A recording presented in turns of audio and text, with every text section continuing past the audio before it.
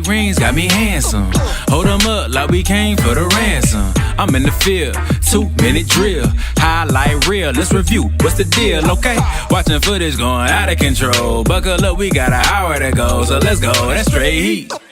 Ain't no chillin' around here. Back that back, Nat Chance, how we feelin' around here? Got my whole squad in the building around here. If my name ain't on it, then I really don't care. Come on. 3-point stance, we advance. Ball in my hands, I don't take no chance. Touchdown dance, that's my jam. No hot takes, this is nothing but rants. Nothing but rants. Nothing but rants. Nothing but rants. The beat on the beat, hey. Yeah.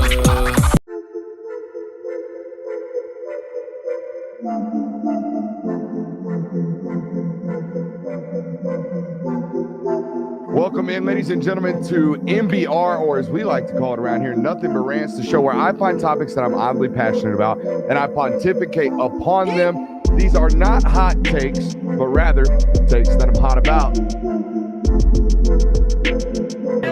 What's up? Really like that. You really like that?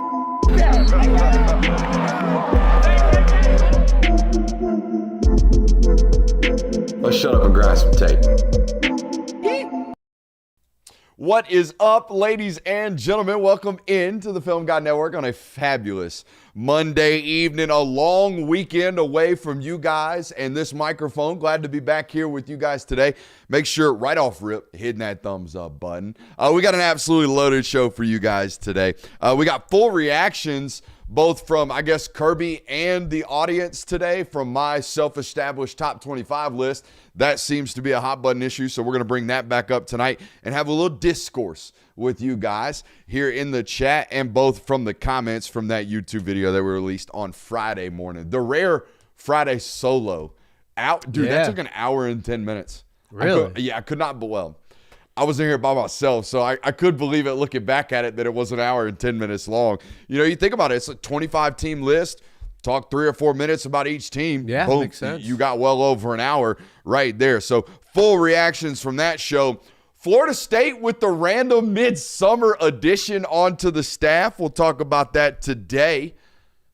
All right, we also have, we're going to preview SEC Media Days. We will be down there in Tampa, Florida on Monday. We're going to drive all the way through the night, Sunday night, get there Monday, and have a good time down there for 4 days. And what normally kicks off, I feel like, I always say this, kicks off my season. I don't know how you feel. I know August can be a little bit of a drag. It can feel like that. Yeah. But we're hammering out so many preseason film studies during August that it feels like we're already in mid-season swing. So excited to get down there, but more excited to get back. I feel like that's when we start really, really paying attention and locking in to all of college football. Lord knows you guys certainly do, right, when we come back from that. I feel like August on through early September is the most like, we got to start watching college football stuff, and you guys show up in droves during those times of the year, so we appreciate that. Of course, much, much more tonight on tonight's show, rather. I want to ask you up front and foremost, make sure you're liking and subscribing and telling a friend. Do not let YouTube unsubscribe you from this platform. It has happened over and over again this offseason to some of our beloved listeners. So do not let YouTube work against this place right here, right now. Make sure you are subscribed and make sure you are telling a friend.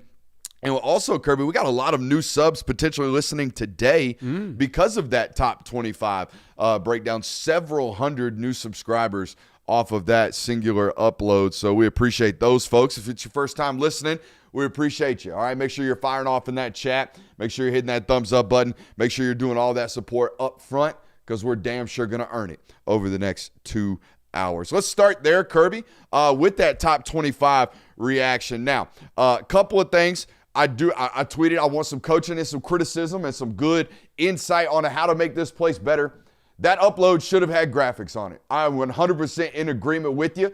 I got done with it, ripped it, hour 10, had somewhere to go, uploaded it, waited for graphics to give me the social graphic. Probably should have waited for graphics to just give me something so I can actually edit that into the video. That's on me. We appreciate that criticism. I'm going to read this off to you. All right, NC State at 25, Louisville, Tennessee, Iowa, Houston, Oklahoma State, Washington, Clemson, Florida, Michigan. And I felt like the top 15 was almost indisputable, at least for me. Okay, BYU, USC, Texas A&M, Ole Miss, Texas Tech, Alabama, LSU at number 9, Oklahoma at 8. And then I felt like 7 through 3 were kind of like slidable. You could move anywhere around if you wanted to. Miami, Indiana, Notre Dame, Georgia, Ohio State. And I felt like the consensus top 2, Oregon and Texas. So before we get Kirby and your initial reactions, I want to go through some feedback that we got from the audience. Obviously, Texas being in at number 1, it was interesting. I got a multitude of responses. I got a lot of people that are anti-Texas at number 1 because Texas was number 1 last year. Feels like Texas is always overrated, and then Texas doesn't actually meet the expectations that they had going into the year. I think that's a fairly valid point of criticism. Also weird to see, and I don't want to make a straw man out of certain people, but we didn't see a lot of, oh yeah, my Texas Longhorns at number 1. Heck yeah, hook 'em, baby. This is our year. We're going to go win a national title. I actually got a lot more responses from Texas fans saying, whoa. We don't deserve that. We got a lot of problems on our roster. I tend to disagree. I think it's the most flawless roster in college football going into the year, but it seemed like people had a lot of pushback on that in general, Kirby. What were your thoughts on Texas or Oregon at number 1, or do you think there is another team that deserves the right to be in that contention preseason? No, I think Texas is definitely, when you look at paper and what they have on what right now on the roster, which is all you can, there is no thing they haven't played yet. So it makes sense that Texas is at number 1. I also understand why Texas fans are kind of pushing back on that because there is kind of a stigma and a quote-unquote curse that goes around with being the preseason number 1 team. Most of those teams have failed to live up to expectations. So when you do get that preseason number 1 badge, it's kind of a kiss of death, if you will, amongst the fans. Now, I felt disrespectful putting Indiana at 6, and I said during our video, hey, if you want to criticize this, go ahead, because I'm criticizing it too. Maybe they should have been at 3. Hell, maybe they should have been at 1. Maybe we should just, they won the national title, stick them at 1. Though I don't think that's an honest way of going about doing a personal top 25. Though I probably should have put them at 3. That's on me. You know what I mean? But when I slid it and when I looked at it, like I said, I thought 3 right there at Ohio State all the way down to Miami at 7. I thought Miami fans had reasonable arguments for their team needing to be higher. So I was in complete agreement there. It's just, again, that 3 through 7 range, it was so combobulated with those teams that I think are relatively on even par. If you want to say Georgia's too high at 4, they need to be 7. I mean, I would agree. I would listen to you rather. So I totally understand all of the pushback there. Again, Indiana at 6 did not feel correct. People pushing back on Florida, and I'm prepared to wear that if they go 7-5. I'm 100% prepared to wear Florida at 17 if they go out and pull anything worse than 8-4. 100%, opening my mind up to that potential criticism and that bookmark to show right back up come December if they don't do what I think they're about to do. Though I think I did a pretty good job of explaining why I am so high on them, right? The roster's been great for 3 years, despite the fact that they have severely underperformed in the wins and loss columns. There's no doubt about that. I just don't think they're going to underperform based off the talent this year because I believe in the coaching. Right? I believe in Brad White. I believe in Buster Faulkner. And we'll find out what Summerall is as a Power 4 head football coach. But I think the most important thing a head coach can do when they get to the Power 4 is hire damn good coordinators. And I think he did exactly that. So I expect them to be a top 20 football team this year. And I put them as high as 17. Yeah, I mean, there's certainly a world where Florida plays their way into one of these top 25 rankings. I think putting a team that went 4-8 last year and has a first-year head coach in the top 20 is a little rich for my blood, but I understand the arguments. I mean, there is a lot of promise around the program. There is a lot of excitement around what Florida's building right now. People believe in John Summerall. I'm not saying that's a bad thing to do. I don't know if that merits getting a top 20 ranking, but it's friends, by the way, not friend. Oh, thank you. Yeah, you're welcome. Yes. Yeah. Hey, Texas A&M fans, thank you. We appreciate correction around here, especially something that is an idiom that I keep repeating about these in-house promotions, right? You guys apparently, it said in our comments, Elko opened it up to interview processes for that offensive coordinator job, and he selected the wide receivers coach to be promoted in-house. So he had multiple people in the building. He went through interview processes with several different candidates, and he said, no, I got my guy. My guy is in-house. So I appreciate the correction on that. That is much, much needed. Lord knows we can't read into all of the message boards across all of college football. That would be something that gets put out in subscriber bases at these local beats. And maybe we should do a better job of catching up every single week on certain things like that and doing more reading. And we would find out things like that, right? But as an outside observer, when you hear the wide receiver coach got promoted, normally that is just an in-house promotion, when in reality, thank you, Texas A&M fans, for correcting us on this, letting us know, hey, bud, he opened it up. This is his guy. This is the guy he ultimately went and rolled with, so we appreciate that right there. I just want to say this, okay? I want to say this because a lot of people, I think this just prone. It's cool. It's fun to just crap on Notre Dame. To just like Notre Dame plays nobody. Notre Dame is just going to get to walk to the college football playoff. Notre Dame's this. Notre Dame's that. Notre Dame's overrated. Here's what I think Notre Dame is. I think Notre Dame's really freaking good on paper this year. I think Notre Dame plays the 42nd ranked schedule this year, and I think they're going to be 11-1 bare minimum. All right, so they're going to be in the college football playoff, and I think they're going to do a good job when they get there because Marcus Freeman's one of the best coaches in this sport. And if you don't, maybe you don't watch it like we do. Maybe you're not a film guy. Maybe you're not somebody who watches and breaks down the actual execution rates of individual players and units and things like that. But every time we turn Notre Dame tape on this network, we leave tremendously impressed with the level of coaching and execution that the football team has. All right, now you add on top of that they have a top 6 roster in the sport. I'm expecting top 6 results this year, if not more, from the Notre Dame Fighting Irish. I don't know what the pushback is on people thinking CJ Carr's not very good. CJ Carr is going to be really, really good this year. So that's just not really a comment about you guys' comments. That's more just how I feel. Okay, and you could say they play nobody Brooks. Well, they have the 42nd ranked schedule. Okay, if you want to say somebody doesn't play nobody, it would be Texas Tech, 71st. Okay, or Penn State, 62nd. All right, 42nd ranked schedule. I think it's only 20 spots behind Georgia. Is that correct? 22 spots behind Georgia? Something like that. I think Georgia's 20th in the FPI schedule ranking. So, not that much of a net delta, to be honest with you. Okay? I think they're going to, and we know as long as they're inside the top 12, they're automatically guaranteed to be in the college football playoff this year as well, because the Memorandum of Understanding, or as we called it, the Memorandum of Superiority, has been signed and goes into effect this year. And it states that the Big Ten and the SEC will mostly control the future of the sport and how we govern ourselves and how we go about changing rules and things like that, despite whatever bills in Congress right about now. And the other part was that Notre Dame was automatically in if they're inside the top 12 in the college football playoff rankings. So they have their in, right? If you know what I mean. So it just depends on whether or not they handle their business with their schedule. Again, Miami fans, I agree. I agree with you about needing to be higher. 7's a little bit low, but I told you I think 3 through 7 is pretty interchangeable. But man, when you look at that roster, especially defensively or just in the lines of scrimmage, it's damn good. It's really, really good, and I think it's going to be that way for the foreseeable future with the way that they're recruiting. Yeah, I mean, Miami, as long as Mario Cristobal is there, they are going to have a fantastic line of scrimmage play on both sides of the football. I think that's something you can basically almost guarantee right now.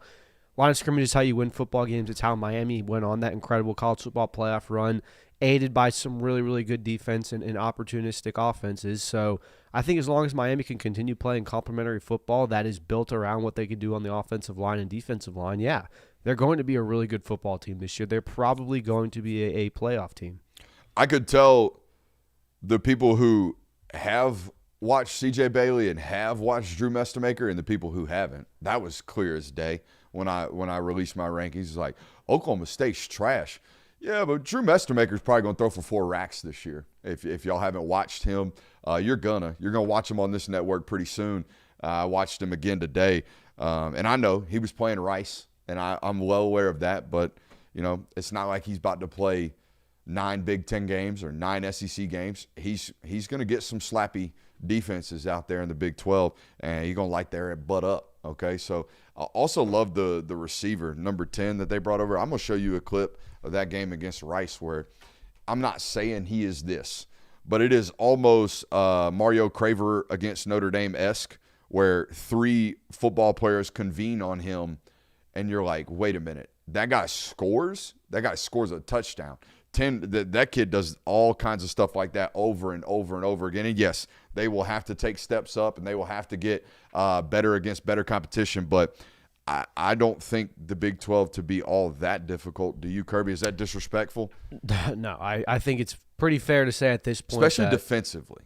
You know what I mean? Well, I mean, even when the Big 12 had Texas and Oklahoma, like, they don't play defense was kind of the stigma for that. So, yeah, I don't think it's disrespectful, but it's not inaccurate to say that the Big 12 is not a strong conference. Wyatt Young is his name. Kid can place a ball, man. Built like a running back, Kirby. Yeah. Thick, hard to tackle, got some short area quickness and some go-go to carry at 75 if he needs to. They do such a great job of hiding him, too. I'm really excited to show you this North Texas offense. Eric Morris and these guys coming up here to Oklahoma State. I think you guys will have a little bit more respect for what when we talk about Drew like we're about to talk about him this year. I think he's going to light it up out there. Do you have any other thoughts, comments, concerns about my top 25? No, I think honestly, like when you sent it to me before you even did the video, I commented, I believe that it was a pretty solid list. Preseason top 25s are always so hard to do, and I think that based on what we know right now and based on the talent that's currently on the rosters, I think that it's a very fair top 25. And obviously,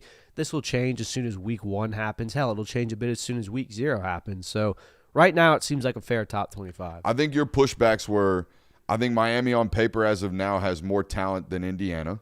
Yep. I can understand the natty bump, though, is what you put on, on the list. You agreed with 8 through 11. I think you mentioned USC over A&M. What was your reasoning behind that mentally? I think, honestly, just the fact that USC is kind of in this what we believe to be a championship window. Lincoln Riley has had some really good recruiting classes, as has Texas A&M. Perhaps just a talent standpoint, maybe you believe in Jaden Mayava a little bit more than Marcel Reed. But, again, when you're at 17 and 18 and 2 teams like that are so opposite sides of the country and don't ever really cross over with each other, you're splitting hairs. So I cut up Maeva's film today against TCU in the bowl game. If you love Dante Moore, you're going to like Jaden Maeva. I think they are relatively similar football players. Moore's just like 15% better for my money. So, yeah, we'll watch that with you guys pretty soon as well. What was your else? Oh, you argued for Penn State. I think Penn State's going to be a layup top 25 team. They're going to be ranked inside the top 25 probably within the first 5 weeks of the college football season. Yeah. But they are a schedule merchant. I can't believe the amount of push. I guess I can. I can't believe the amount of pushback I got about Penn State. Guys, Penn State's going to start, I think, 20 Iowa State transfers out of their 22 starters. 20 of them, I think, are Iowa State Cyclones. Anybody not named Christian Kirby right now, anybody know the record that Iowa State had last year in the Big 12? They were 7-5. So I'm supposed to believe that a 7-5 Iowa State, because basically what it is. Okay, I'm supposed to believe a 7-5 Iowa State team is going to come over here in the Big 10 and be all that much better. And the answer is, yeah, they're probably going to win more than 7 games because somehow, some way, they got that schedule. Yeah. And I should have a graphic team to just throw that up right now in the middle of the live stream. It's bad. Say what you want about ESPN bias, but even a Big Ten homer would look at that strength of schedule and go, ooh, how'd that happen? Well, they drew the bottom of it, and they didn't draw very many of the big boys, if any of them. I don't think they drew. I think they got 2 of them. I think they got they don't play Ohio State. I think they got Michigan and Indiana on that schedule. Pull it up for me, Curb. It's not all that great. Okay, it's not all that great. Go ahead. Hardest teams are USC and Michigan. That's it? That's it. No Indiana, no Oregon, no Ohio State. No Indiana, no Oregon, no Ohio State. That's a breeze, okay? 18-team league, that'll happen every once in a while, but also you'll get USC schedule. You'll get Ohio State schedule. All right, some of these, I think Nebraska's schedule is pretty hard this year. Now, you might say, well, that's because they're Nebraska. but I tend to disagree. I think that's because the Big Ten does have some dudes up at the top, all right? And if you draw them, you're in trouble. You're going to have a very, very tough slate. So there is that. All right, FBI released last week as well. We didn't have really an opportunity to applaud it or crap upon it, so I'll give you the floor now. Kirby, what do you got? Yeah, first thing I always take away from this is it's so hard to crap on something where it's solely based upon computer models and analytics. There is literally no human intervention. There is no, here's what I think, here's what my gut tells me going into place for this. So I always keep that in mind when I look at these types of lists, and I think it provides from a data standpoint, a fair outlook on it. The first takeaway I had immediately right off the bat was Ohio State having the highest chance to reach the college football playoff, despite having one of the more difficult schedules in the Big Ten and honestly the nation, I think is a testament to that program. They are projected to win 10.2 to 2.4 wins, or that's going to be their win-loss record. They have a 99.4% chance of making 6 wins and a 75.7% chance of making the playoffs, one of the highest in the country. So the fact that they have that schedule, have all the challenges ahead of them, and are still that favored in all these computer metrics, I think is a testament to what Ryan Day's built over there in Columbus. Yeah, I said during our top 25 rankings, it's hard for me to wrap my head around going into any season and not putting Ohio State firmly entrenched in the top 5. Yeah. I just can't. I just can't for the life of me ever envision them not being one of the best 5 teams in college football. Ever. In perpetuity. Yeah. You know what I mean? Notre Dame's recruiting like they're going to be in that range in 2 or 3 years, by the way. I don't know if y'all are paying attention to what those guys are doing. Yeah, and I know that Notre Dame has the 42nd ranked schedule according to FPI. Correct. The FPI index and their projected ranking suggests it is not a very good schedule. Notre Dame is the only program in this entire list, from 1 to however many programs they listed, where there is no mathematical possibility for them to win less than 6 games this year. Like Ohio State's at 99.4. There's a lot of 99.4. There's a 100% chance they win more than 6. There's a 100% chance they reach 6 Valid. wins or more this year. Valid. So there's also, they have a 22% greater chance than anyone in the country to win out, which means they'd go undefeated at this point since no games have been played. So yes, on paper the schedule is difficult for Notre Dame. It's a very easy schedule. It's a very, very easy schedule for Notre Dame. It's BYU, Miami, the bottom of the ACC, and Purdue, and the academies. Mm-hmm. That's essentially the schedule. That's it. They get Miami at home late in early November. Hopefully we're there, or at least I'm there. I know y'all got some things going on. But yeah, spoiler alert, news. We're going to attempt to go all over the place this year. I hope we're at every game I want to be at every Saturday. So that'll be fun. That'll be new. You know, we've had the pleasure of covering Georgia games in person for the last 6 years. Looking forward to maybe going to some other ones. I still haven't been to LSU. Yeah, no. I still haven't been to LSU. I think that's a crime. To do what I do and to speak like I do about college football and never having been to Death Valley is not okay. Mm-hmm. So hopefully we change that week 1. Hopefully we can change that week 1 when Clemson comes to town, and we can start the college football season right with a banger. You know what I mean? A top 25 matchup. I think 1 of 2 in the first week of college football. Yeah, there's not a ton taking place in week 1. Hey, but we're going to be hyped for it. I don't know about you guys. I'm going to be sitting there grinding it all. So of course. That'll be really, really fun. We also, I think, it's a side topic. I think, Kirby, we need to figure out a way to really, really gauge our audience to get the right film studies to select to do Sunday through Monday. I spoke to the Big Ten office this weekend. No, all 22 from the Big Ten is completely not happening. So I even offered to exchange a licensing deal with them. They were like, heck no, not happening. We're not allowing it. So that's unfortunate. They offered me TV copy. And I was like, well, that kind of demeans what we do. Not to be holier than thou about my own product, but it's the film guy, not the TV copy guy. You know what I mean? Yeah. So hopefully we can figure something out with those guys down the road. Maybe it takes us becoming just so ridiculously large that there is no denying that it has to be done. But I don't know if that's going to ever be the case. So it is what it is. Any other FPI thoughts? Yeah. Miami and Texas Tech better win their conference. Yeah. If you look at all of the chance to win conference, I think the highest outside of them is Ohio State with 38.8. Miami and Texas A&M have damn near a 50% chance of winning their conference, which is incredibly high. Texas Tech's at 46, Miami's at 48. So not to say that's an indictment for the conferences they're playing in. You could say that's just speaking to how great those teams are, but you look at the Big Ten, you look at the SEC, those numbers are not anywhere near as high. So those are two teams that you would say would be massive disappointments if they were not able to win their conference this year. Another one that I found interesting is that LSU and Bama are both projected to win less than 9 games, but are still top 10 teams. I don't know. One more time? That's a lot. So just, I'm sorry. I know I didn't catch that, so I guarantee some of the audience did. One more time with that. That's a cool stat. Alabama and LSU are both projected to win less than 9 games this year based on the ESPN FPI. And Vegas, right? Yeah, I think it's 9.5, maybe. Yeah. So, but either way, they're still top 10 teams according to the rankings. That was pretty interesting to me. This one made me just go, ooh. So we talked about how there is no mathematical probability where Notre Dame does not win at least 6 games. Mm-hmm. Arkansas only has a 24% chance to win 6 games this year, meaning there is a 76% chance they are 5-7 or worse. So Ryan Silverfield's got an uphill battle ahead of the 2026. I thought this was a really cool tweet from Bud Elliott. Vegas has these teams with higher odds to make the playoff than FPI.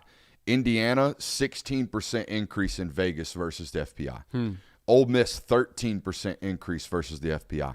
Notre Dame, 10%. Miami, 9%. Oregon, 7%. Washington, 6.5%, which was unranked in the FPI. They were ranked in mine. I'm a big year 3 guy with Jed Fish out there, and year 3 with Damon Williams as a starting quarterback. Utah, plus 5%. I'm closer to FPI than I am with Vegas on that one. Now, they are, however, 7% lower is Vegas on Ohio State, 8% lower on Texas, and 9% lower on Clemson. So a good opportunity if you're a value finder, might be able to find some value there if you're an anti-FPI guy. Go put some money on Indiana to make the playoff. Yeah, and I think that's a perfect transition to what my last takeaway on this was, in that this is just computer metrics. This is analytics. This is not to be spoken word. If you take a look back at the 2025 ESPN FPI, which took place before the 25 season began, the Indiana Hoosiers, who were ultimately the national champions, went 16-0, were ranked 26th in the FPI come 2025. They had less than a 1% chance to win the Natty. They're projected a 9-3 regular season finish. That's not even 3 losses counting the postseason. 9-3 in the regular season, and they were given less than a 2% chance to finish the regular season undefeated. So that kind of alone undermines everything that this model and this data set shows you. But there's a lot of good things in there. There's a lot of things where you look back and it shows accuracy. So I don't think the ESPN FPI should be disregarded completely, but Indiana certainly shows you that it's not the Bible. ESPN FPI outdid Vegas's head-to-head matchups last year by, I think, 10%. Yeah. They were 72% accurate when Vegas was, I think, somewhere around 63. Makes sense. So the computer model that they have at ESPN is really, really good in predicting outcomes of games. I will say this, the preseason poll and the in-season poll, I think at times, especially the in-season poll, is a little bit too reliant on what ESPN thought players were coming out of high school. Okay, and this happens both ways. Like, Big Ten fans will scream and holler about it, but the reality is the SEC, as in-depth recruits at a little bit higher level than some of the middle to bottom of the Big Ten. Now, you could say, hey, we're portal-based nowadays, and I'm 100% agreement with you there in that format. However, it does work both ways, right? Like last year during Week 11, I think Penn State was still a top 20 team in the FPI, despite the fact that they had absolutely blown the doors off any expectations. So, yeah, it happens both ways. I think it is a little bit too, quote-unquote, we think these players are good, reliant. I would imagine you could have said the same thing about Clemson last year. Clemson was probably way too high in that FPI towards the end of the season, but it was because they thought, hey, these players are good. They're just not playing well as a team. Right. So, yeah, that stuff can go both ways sometimes. Yeah, and I don't think they ever – I obviously it adjusts based on records and things that happen and data sets that take place throughout the season.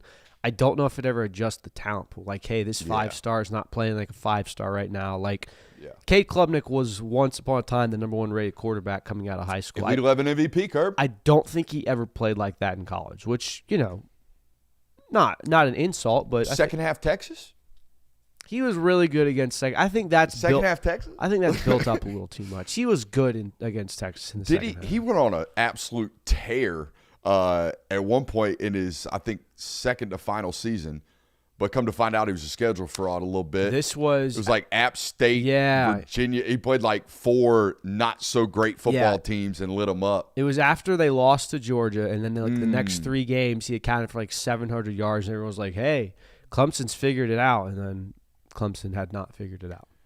So some differences between my rankings and the FPI would have been South Carolina, no. Auburn, no. Missouri, no. Yes to Washington. Yes to Houston. Yes to Oklahoma State.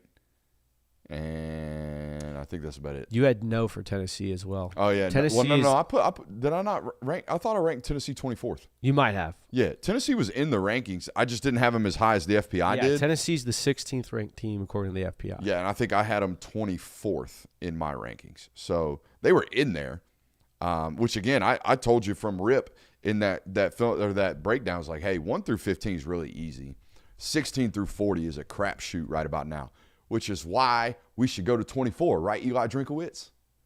Right, all Big 12 coaches? We should definitely go to 24 because it's really, really easy to identify 16 through 24 nowadays.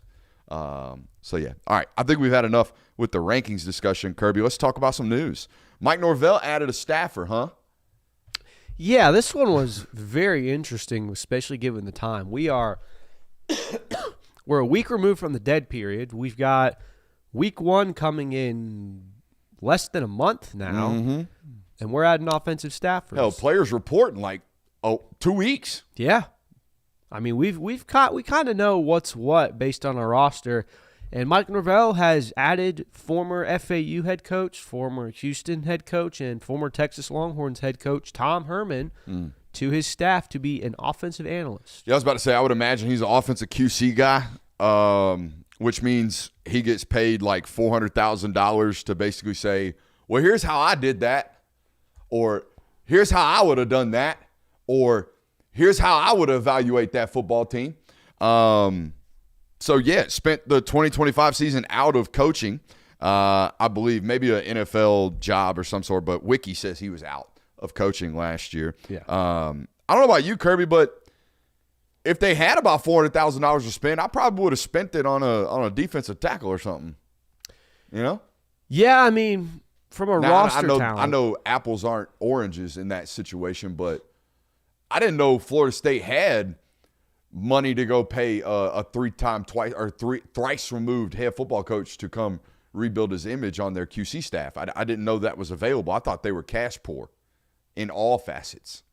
Yeah, I don't know. I mean, it's certainly seems like a decent hire. Like Tom Herman, multiple stops at big programs, has head coaching experience, really turned the Houston program around while he was there a few years, like a decade ago. But the timing of it is just what's the most interesting to me. Like, why was this decided on now? Like, it's not like Tom Herman was anywhere. It's not like – it's almost just like yeah, bring him on. Tinfoil hat theory. You ready? Let's hear it. Norvell shut the media out last year, right? I think like midway through the season, yeah. Maybe this is he's been on the staff since February. They just figured it out. This is because War Chant reported it today. Yeah, and they were the first to break it. But I would imagine Tom Herman's agent would have slipped that to Pete Thamel day one. You know what I mean? Yeah. The fact that my boy's back on it. If Tom Herman's working at a major Power 4 program, Bowden's flip phone's in here. I'm sure he'll give us an answer there. Yeah, if Tom Herman's working at a major Power 4 program, you would imagine your representation is going to want that to be known around the circles. Like I don't think Tom Herman's just quietly hanging out. Oh, so it was Malzahn did it last year. Is what Bowden's flip phone, our Florida State. What do we call those guys? Speaker of the House ambassador. For Florida State, the ambassador for Florida State around here is Bowden's flip phone, and that makes a lot of sense because Gus Malzahn is one of the more peculiar football coaches I've Indeed. ever heard stories about in my entire life, most of which I'm sworn to secrecy on.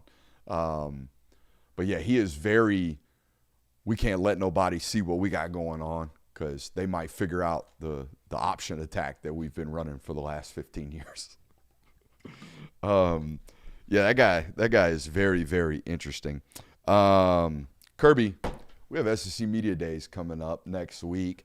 We got a lot of time before then in terms of show. I mean, we got 2 more full hours to do national college football stuff before we get down there, but we figure we ought to dump the clip right about now.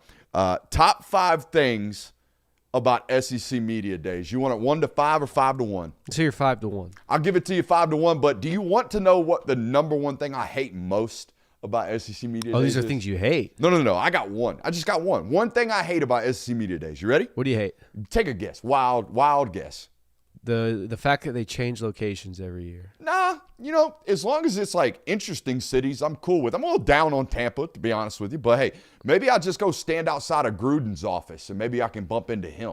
That'd be pretty cool. Hey, John, if you're listening, let's watch some ball. I'll probably get that done. I might, maybe T-Bob can help me out there. It's my only Barstool connection. You got any Barstool connections? No.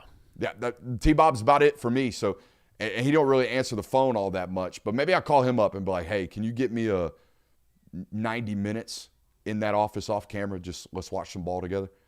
I think that would be sick. That'd be a miracle if you could get that. 60 minutes. Give me 30. Give me 30 minutes. Let's watch one half of football. I just want to see how he sees it a little bit. Number one thing I hate most about SEC Media Days. You ready? Let's hear it. That one person that asked the same exact question to every single football coach. That is in one of my top 5s. That person, and it's always someone new. It's always a national writer as well. We know what you're doing. You're sculpting up some article, but can we not take up one of the 12 questions of every single football coach that we get? That would be preferred. Last year was about AI. The year before was about NIL. The year before was about transfer portal. And it's just the same question over and over and over again.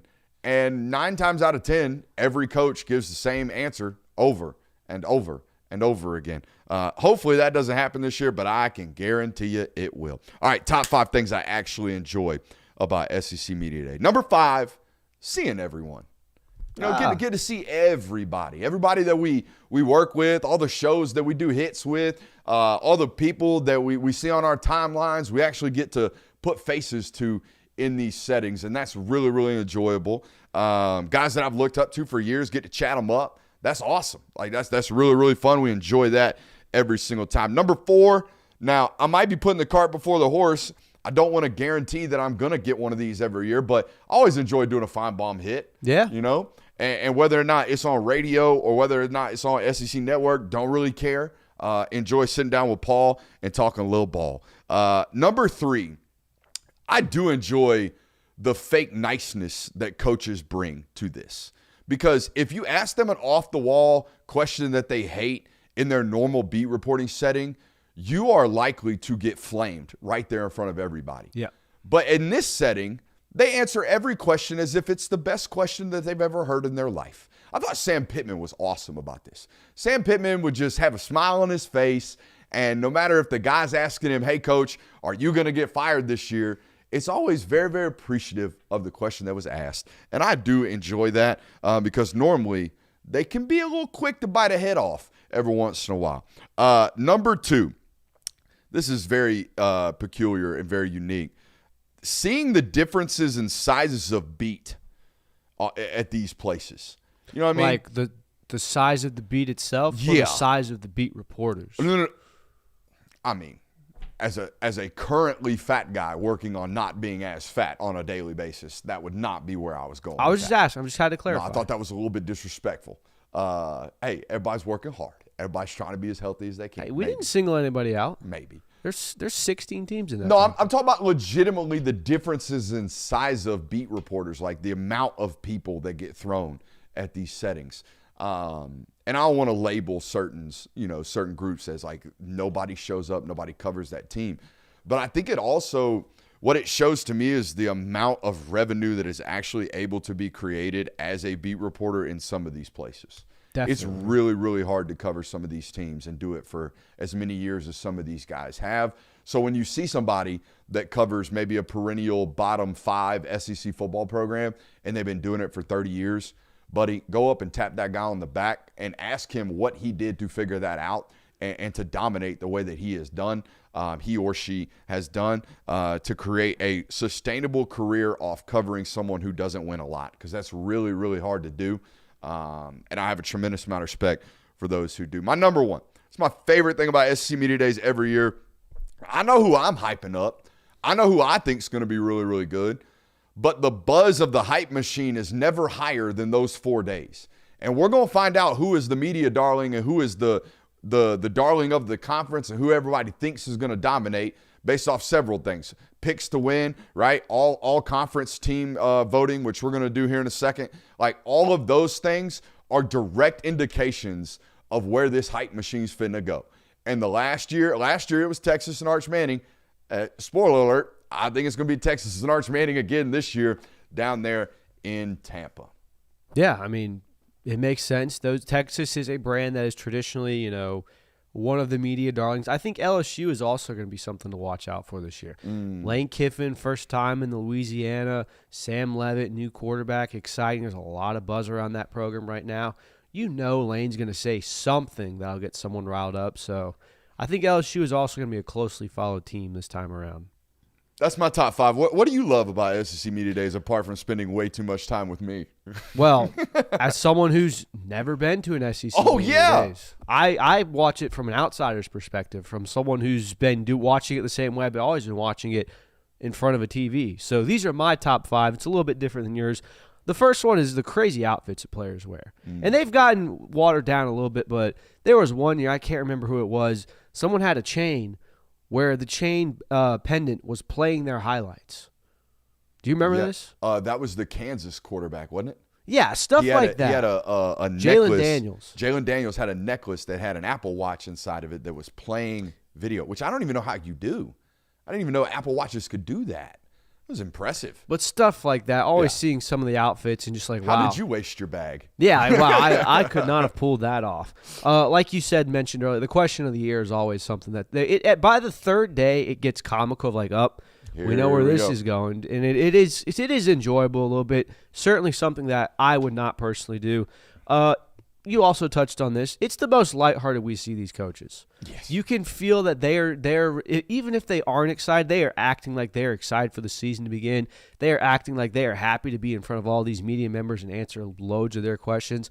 Hell, I think even every year we get a thank you from Kirby Smart and we appreciate what you do for us. You do not get those during the regular season or the postseason. That's a straight rip from Nick Saban, by the way. Yeah. Nick Saban would do that every year. Nick Saban at the end of his speech would say, his address about his team before he opens up for questions, he would always say something along the lines of, we are so thankful for what it is that you guys do, because if it weren't for y'all, there wouldn't be none of us. And we're like, Coach, we know you don't believe that. We know you don't believe that at all. We know you hate us. So just keep it pushing. Yep. Thanks for the fake thanks, though. Appreciate it. This is definitely something you get part of when you aren't actually in the event. It's that first taste of college football Twitter. There's not a ton going on, but you can tell the fan bases are starting to awaken. Obviously, there's year-round college football tweeters that are just insane, but the mass group of college football tweets begin to start circulating there. And my favorite one, and it happens every year, there's always that one moment where did he actually really just say that moment happens? Last year it was Drink talking about how we need 30 teams in the college football playoff and things like that. All the way to 48, didn't he? Yeah.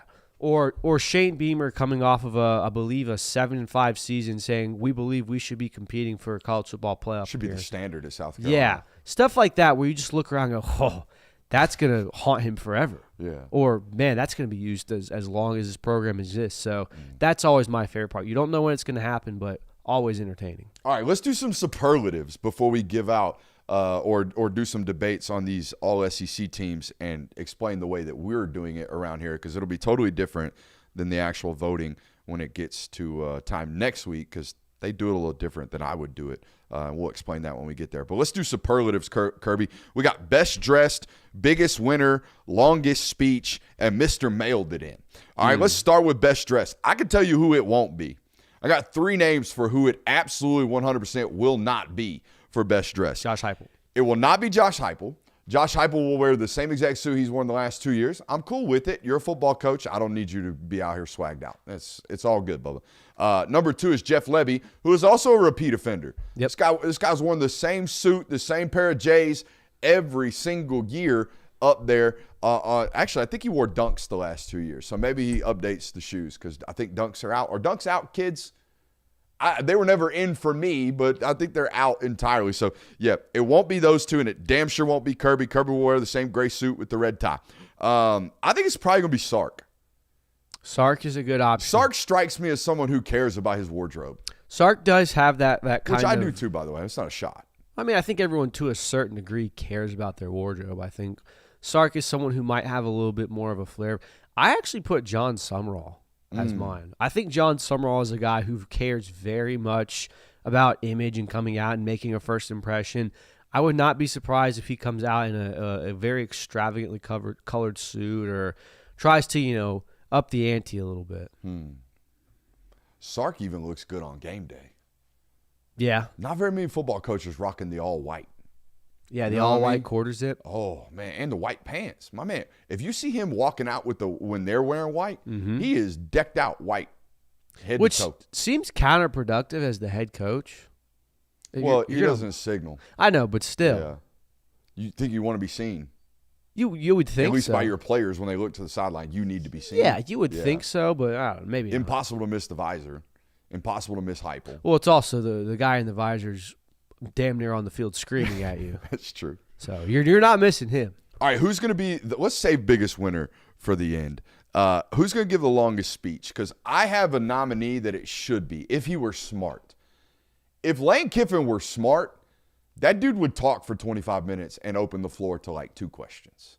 And I'm not saying he's had a controversial offseason, all right? But there are plenty trip-up potential questions I would imagine Lane Kiffin could get asked. Yeah. And if he were smart, he would sit up there and almost do what's it called, a filibuster. He would almost filibuster for about 20, 22 minutes. Yeah, I mean, I would not be shocked if 60% of the questions asked to Lane Kiffin are from about Ole Miss beat reporters. Not only that, are about things that have happened in the last 6 months. I don't think there's going to be a lot of looking ahead of like, oh, how is Sam Levitt transition? What do you expect? Yeah, it's going to be, hey, why'd you say that? Why'd you do that? What's up with this? Like, that's going to be the majority of questions asked at Lane Kiffin. So you're right. I think that he's very much a candidate for having the longest speech. You got to go with what always Clark Lee, man. Yeah, Clark Lee's a shoe-in almost every year. Now, last year, his kids got to him, remember? That's right. Last year, apparently his daughter was like, hey, you broke the record last year. Shut up. But even then, his speech dragged on a little bit. There was a point where it was like, all right, well, it's shorter than last year's, but come on, man. He's almost too smart for his own good. Yeah. You know what I mean? He's got a Vandy degree. He's a very bright guy. I mean, this could also be his filibuster where he's like, I'm not answering these questions. I'm just going to ramble on about Vanderbilt for 20 minutes to where half of these people don't even care anymore. And then by the time I'm done, you've forgotten your question you want to ask. I don't know if I have any questions for Clark. We'll see. He might say something. I would imagine. Will Stein, maybe, for longest speech. First-year head football coach. Yeah, never done this before.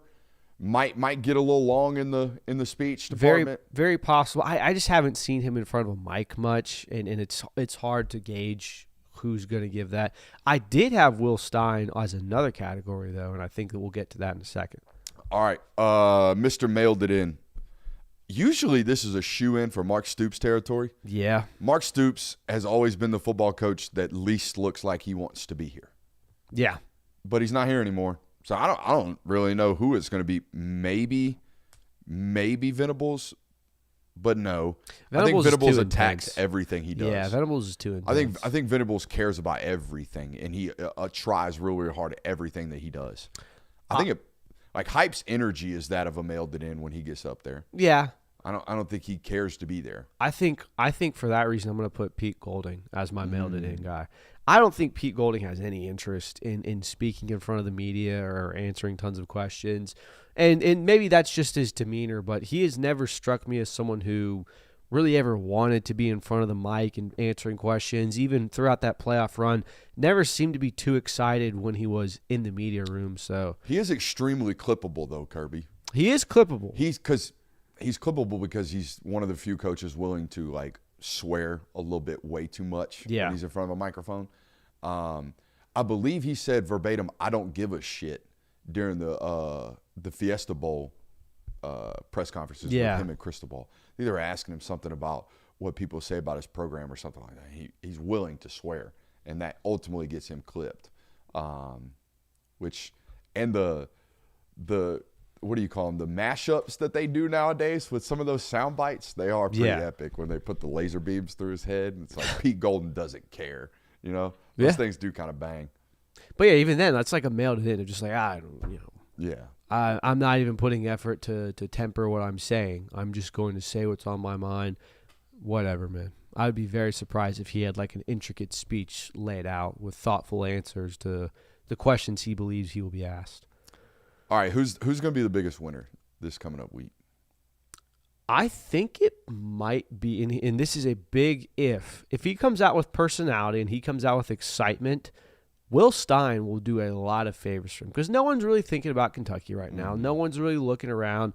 Kentucky has very quietly built momentum this offseason. They've put together some really good transfer classes. If Will Stein comes out and you feel genuine excitement from this program, which, by the way, we like just talked about, Mark Stoops was there 16, 17 years. Never really felt like there was excitement around the program, even when they were at top 10 teams sometimes. If Will Stein can come out and show some energy, he might come away the winner. Not Drinkwitz soured the grapes last year when he did the college football playoff expansion talk thing, but I always find him to be extremely likable in person. And when you like, and just his interactions. Like, he is one of the – most of those coaches walk through those halls with like horse blinders on. They just keep it pushing. Eli Drinkwitz is very, very personable and relatable with the media throughout the entire week. I remember him and I having a conversation last year, and we got to chuckling quite a bit. So, and that's happened the last several years with him. So I enjoy Drink every year, despite the fact that I know he's probably going to say something that I vehemently disagree with.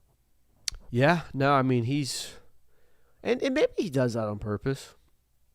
Like, I don't know if Eli Drinkwitz genuinely believes there needs to be 32 teams in the college football playoff. I think that was more just like, hey, here's the logic we're applying to here. Let's do it here. Because, I mean, even now he's kind of backpedaled that statement a little bit. So I don't know, but definitely tries to be entertaining, which got to give him credit because some of these coaches are, I'm going to come in, I'm going to say what I need to say, and I'm going to get out. All right, Kirby, let's do our first team All-SEC preseason ballot. All right, or let's just first team, not full ballot. Let's just go through the guys that we think should be voted first team. All right, we'll start on the offensive side of the football. Give me 2 tackles that will be preseason All-SEC. I think it's pretty much a layup. Unless you're a Caden Green guy out there in Missouri, it's Gooseby, and it's probably going to be Jordan Seaton. Yeah, I have Jordan Seaton and Caden Green. So I think it's going to be 2 of those 3 around there, which, by the way, the ballot is just 4 offensive linemen, which I disagree with. So you can have 3 tackles and a guard on your preseason. I like the way we're doing it better. Yeah, I do too. Spoiler or shocker, it's our show. If I had to futures rank this, though, and it's the only position I did this, it would be David Sanders and Juan Gaston. I think David Sanders and Juan Gaston this time next year will be automatic first-team guys in this conference. All right, we have 2 guards that we have to select, Kirby. I went Dontrell Glover and from Georgia, and Texas's Blake Baker. Baker kicking in from tackle inside the guard, which, by the way, I think suits his skill set a lot better. I don't think we were long enough to survive consistently out there at tackle. I thought I gave him problems. About 6'4", about 315. Not like 36-inch arms. I'm not saying he's got alligator arms, but I think he struggled with length out there at tackle, and I think a lot of that's going to be alleviated now that we kick inside. Yeah, I have Donnie Glover on mine as well. I think he's going to be fantastic. From what we saw last year as a freshman, you could argue he was the most consistent offensive lineman on that unit in a class or a season where there's Brandon Baker, football brain. It happens. Blake Baker being the DC at LSU, dummy. Somebody said I was AI the other day. AI would never make the amount of dumbass mistakes that I make on this channel. Go ahead. But yeah, I've Donnie Glover, and then I have Tennessee's Wendell Moe. I think that he's going to be solid for them this year. So it's hard to evaluate guard play, especially for a guy like me who doesn't grind tape on that. But I feel like Wendell Moe is someone who they're going to vote pretty highly on. Did we homer the center pick? I did. Yeah, I mean, like it's Drew Bobo, I think. Yeah, but here's the thing. Name another center right now that has as much brand recognition and as much consistent tape. And, by the way, was proven to be as impactful as his absence was a major hindrance for his team last year. The Connor Robertson kid out there at Texas has played a lot of football. He's really good. And that beat's so large that it could happen. But I think Drew Bobo is going to be a very recognizable name. I think he'll get a lot of votes for first team. Michael Carroll moving inside the guard, like Chat's mentioning, is a good shout. He played admirably last year as a freshman. I will put Eddie Pierre Louis in there before him though. I got to see Michael play a lot more guard to feel comfortable about that. And I know I just put Brandon Baker up at 1, so a little bit of hypocriticalness there from me. But all right, let's go on. Bryson Sanders getting a shout there at the center spot, I believe, as well. Quarterback, who did you vote for? You probably know who I voted for. It's going to be Arch. Really? Yeah, I mean, I don't. That's not who I'm voting for. You're voting for Trinidad. Yeah, I think Trinidad's the best quarterback in this conference. Yeah, I wouldn't push back on that. I think it's Trinidad and Arch 1A, 1B. I think that if you're trying to predict who the preseason favorite's going to be for this, it's Arch Manning. The brand is what it is, and he played solid quarterback last year. At times, he looked really, really good to great. But wasn't he preseason All SEC last year? Yeah. Before he even started? I believe so. So, yeah, you're probably right. It'll probably end up being that. And when we talk about size of beat, like there is no bigger beat that shows up to SEC Media Days than Texas. I mean, that was even the case the year before they got to the conference. Do you remember that? Yeah. The number one question the year before Texas got there to every coach was, how y'all about to handle the Texas Longhorns, huh? And you look over there and it's like, why aren't you at Big 12 Media Days? Why are you here? Because they just have that much of a budget. They can go wherever. I mean, they send hundreds and hundreds of people to this event every single year. So it's probably going to not dilute, but it's probably going to twist some of these preseason All-SEC teams because beat reporters normally vote for guys that they know and disproportionately know their own roster that they cover far more than any other roster. All right, that's obvious for good reason. All right, the tight end should be unanimous. Who you got? Trey'Dez Green out of LSU. Trey'Dez Green is also who I have. It should be unanimous there. Now, we did the wide receiver position different than I know the SEC is going to do it. We broke it down X, Z, and slot receiver. The X receiver preseason is probably going to be Cam Coleman. Yep. Probably going to be Cam Coleman. He's more of a slot body type, but I think he's going to get used a lot like a Z like he did last year, and that's Latsir Brooks. That's a good option. You know I'm a big Latsir Brooks fan if you've listened to anything on this network. I think he is their best receiver at Alabama this year. So, and I know everybody's like, oh, Ryan Williams. Ryan Williams Coleman's really, really good. Latsir Brooks is down to down excellent. Like every single time that guy makes plays. Go watch that Oklahoma game. That dude is a freak. So yeah, I went Latsir Brooks. What'd you go for Z? I went with a little bit of an obscure pick at Z. I went Isaiah Satanga. Okay. I think that he's going to be, and we talked about it, there's not a lot of knowns on the Oklahoma wide receiver core. There wasn't last year, and he was kind of one of the more exciting pieces. Really, really good speed, breakaway ability. He's an explosive player.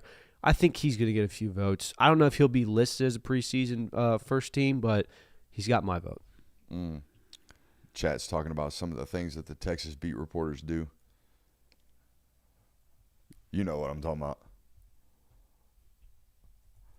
Slot receiver. I think it's Eric Singleton out of Florida. I think that kid's going to freaking ball this year. Back in the actual system that made him, right? Like the Buster Faulkner system at Georgia Tech that year, he balled out. And I think it's going to be the same exact thing down there at Florida.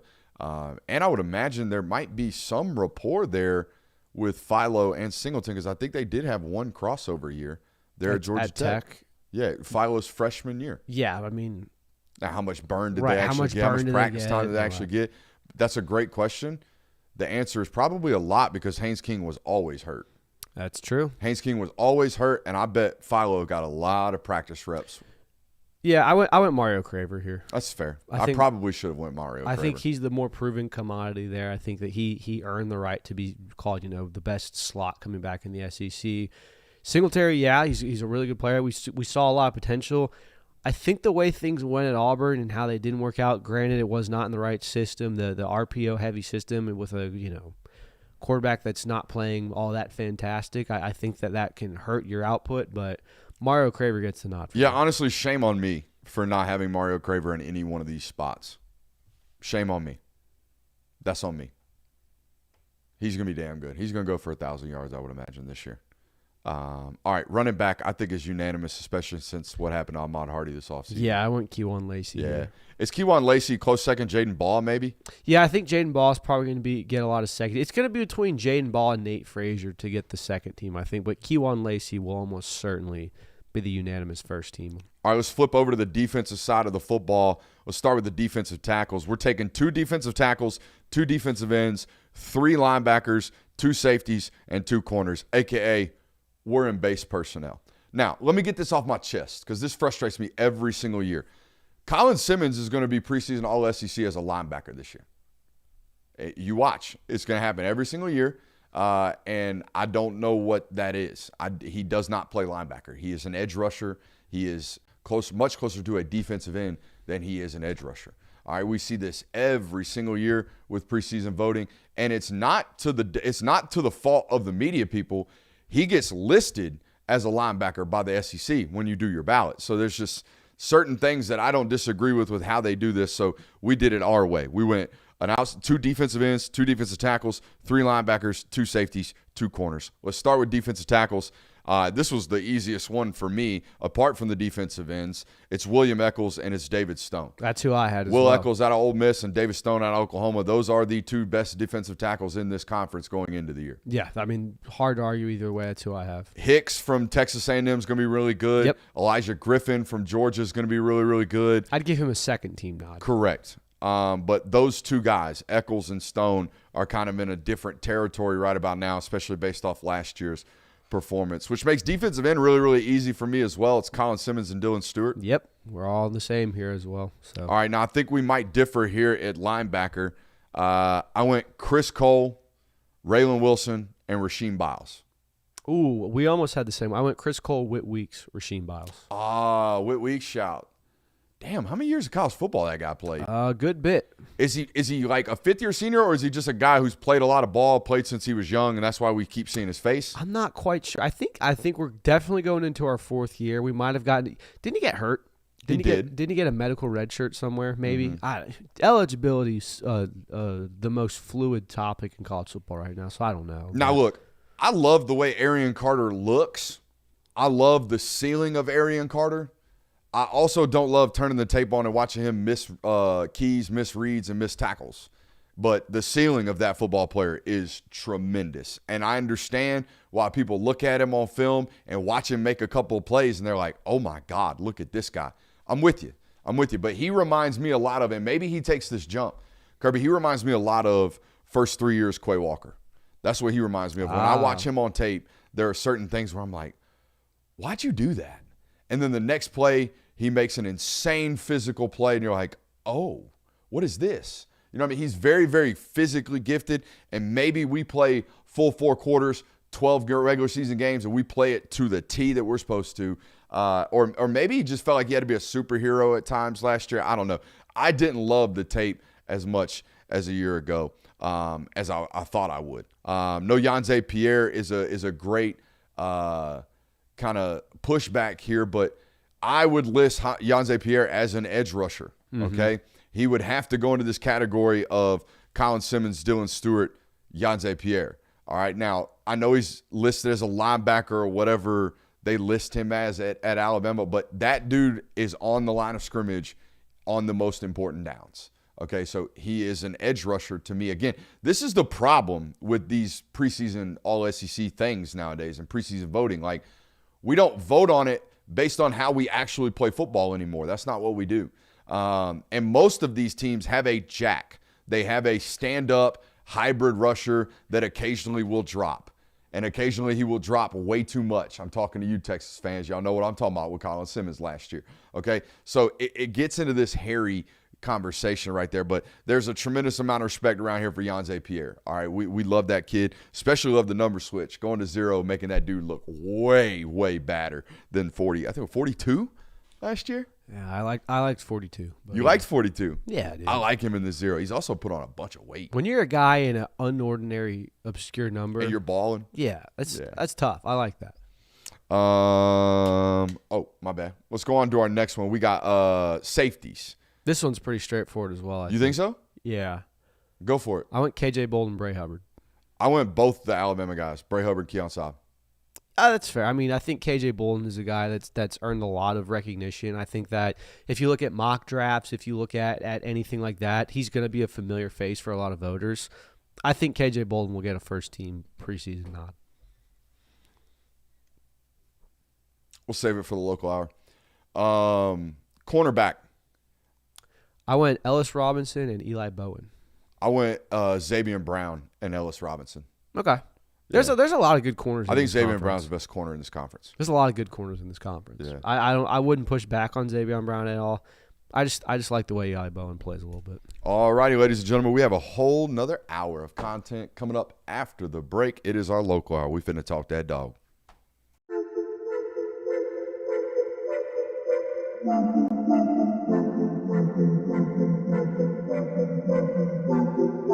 Welcome into Talk the Dog, the show where we find a bone to pick and a take to give.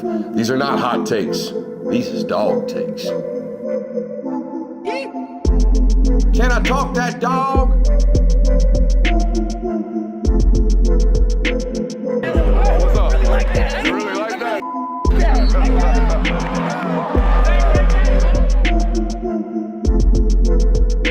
Let's shut up and grind some tape. What is up, ladies and gentlemen? We are back for another hour here on the Film Guy Network. We are fixing to talk that dog. Got a lot of news to talk about on tonight's local hour. Have your opinions changed on the schedule since it has been released? We're going to talk about some of that. Who could be gone? We're going to the whiteboard.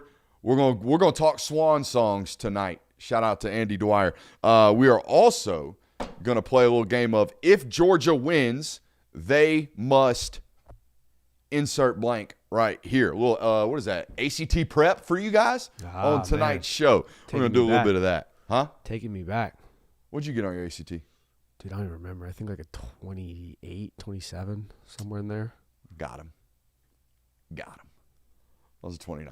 Congratulations. No studying either. Did you do any ACT prep? I studied a few, but I mean, we're talking I was an about ACT guy, not an SAT guy. I didn't do as well on the SAT. the second time I took the SAT, I got like a 920 because I had a concussion. Yeah, I think I 1080'd and almost 1900 cumulative. So it was all right. I was a good test taker. I just didn't try in school all that much. Yeah. That was my problem. All right, let's start with the news, Kirby. Glenn Schumann and Mike Bobo have gotten contract extensions. Yes, they have. I was told that the Georgia Reddit page had an absolute coronary. I'm not shocked by that. I think that there's a lot of ball knowers over there on the Reddit page, I would imagine. We'll see.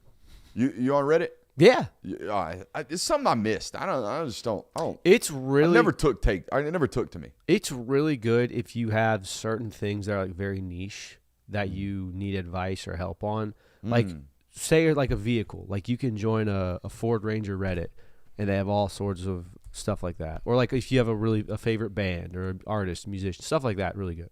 Car knower. I try to be. I wouldn't say you dabble. I wouldn't say I'm a mechanic level.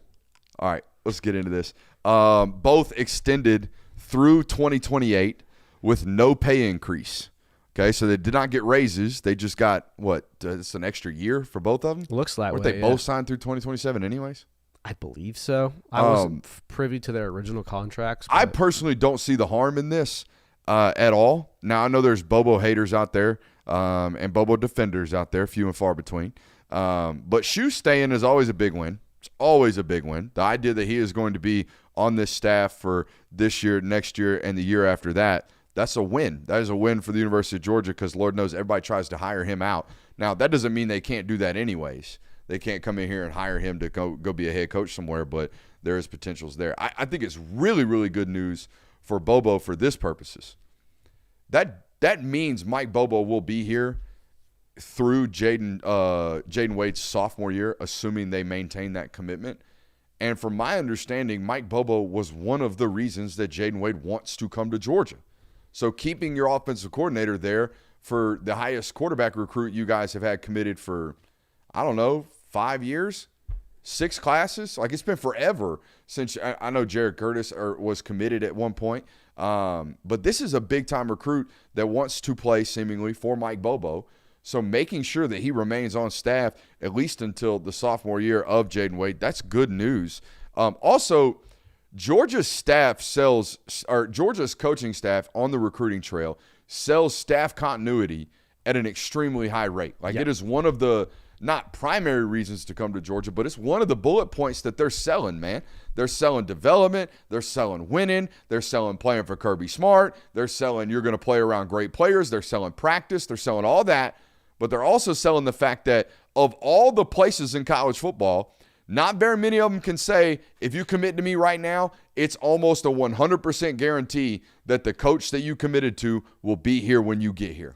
Unless you're a DB. Unless you're a DB. They can't say that, all right? But, I mean, you're going to play for Kirby Smart as a DB. The main DB coach ain't going the main DB coach ain't going nowhere, so you're good there. Yeah, no, I think it's a great point, and it's kind of what Clemson did during their peak run, where it felt like Dabo Swinney, Brett Venables, whoever they had on staff, were able to stay there throughout multiple years, and it resulted in a lot of success. I know that people have their thoughts about Mike Bobo. I know that people are starting to sour on Glenn Schumann a little bit because of the defense, but they're excellent coordinators. They're top-tier coordinators. They're not the best in the country, I don't think. I don't think it's necessarily you have to argue that, but they're really, really good coordinators, and they're really consistent, and the fact that they're going to consistently be at your program is great. Yep. All right. There's some other news. Miller Westerfield, the offensive tackle out of Roswell, Georgia, committed to the Bulldogs over the weekend. A little bit of rundown for you on Miller. Obviously, I saw him during my spring tour, saw 42 high schools. I get a list from a bunch of Power 5 schools every year nowadays of guys that they're recruiting, guys that they want to see, guys that they need information on, all that good stuff. Miller Westerfield was on that from, I don't know, half a dozen P5 schools and elite football programs. And when I was there, you know, it sounded like he might end up at like no offense to a place like this, but sounded like he might have ended up at a place like NC State. Okay. And by last week, it was like LSU, Georgia, I think another top 10 type of football program in the mix for Westerfield. So the recruiting profile drastically increased during the spring and during the early parts of the summer evals. Didn't have a chance to watch him practice because, unfortunately, Roswell's like 10 minutes from Milton. And if you only get to watch one – and look, Roswell coaches, don't shoot me here. If you only get to watch one in my job, you have to go watch the Milton practice because there are 20 Division I type of prospects over there. And at Roswell, there's 10. Okay, so bang for your buck type of deal is what I have to do when I'm on those trips. So that's where we went that day. However, I did get to talk to him. I love this young man. Love the cut of his jib. Love the way that he talks. Love the way that he walks. Love the way that he carries himself as a football player. I think he's extremely, extremely smart. Also, I think there is and you don't recruit one player because you missed on another one, but I do think you look at something like what happened with Anthony Knapp, the starting left guard who had been starting the last 3 years at left tackle for Notre Dame. When you watch a kid like that go from Roswell and you don't feel like you love him, you don't love him enough, and then he goes to Notre Dame, and now you're like, oh my God, we let a 4-year starter go from Roswell, Georgia to Notre Dame, and not only that, he beat us. You know what I mean? Like when you see something like that happen, and the next guy who might feel like that is at the same place, we might want to go in on that guy. You know what I mean? We might want to make sure we don't miss again, if you know what I mean. One thing I will say, this kid, I haven't watched the tape with you guys yet, but I expect to see tremendous ankle dexterity. He's going to be able to bend, and I expect his hips to be able to lower, all right, and uncoil, because that Roswell football program, they lift weights like y'all to lift weights. I'm talking ass to ankles in the squat rack, Kirby. A lot of big-time, physically put together football players that come out of this high school. So let's go watch this tape. All righty.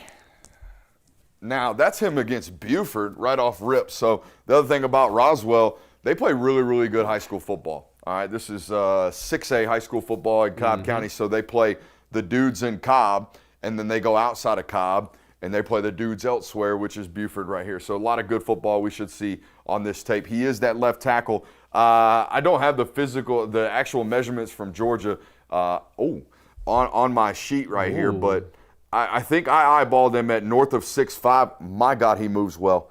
Did you see that jump or skip pull? That's a really, really good skip pull, guys. Very fluid. Yeah, man. Like I expected, off the way that I know that they lift. They do not let bad lifters continue to be bad lifters out there at Roswell. Oh, the flattening. Yeah, and man. we got number 69. Yeah, buddy. Ball knowledge. Ooh. We play to the echo of the whistle.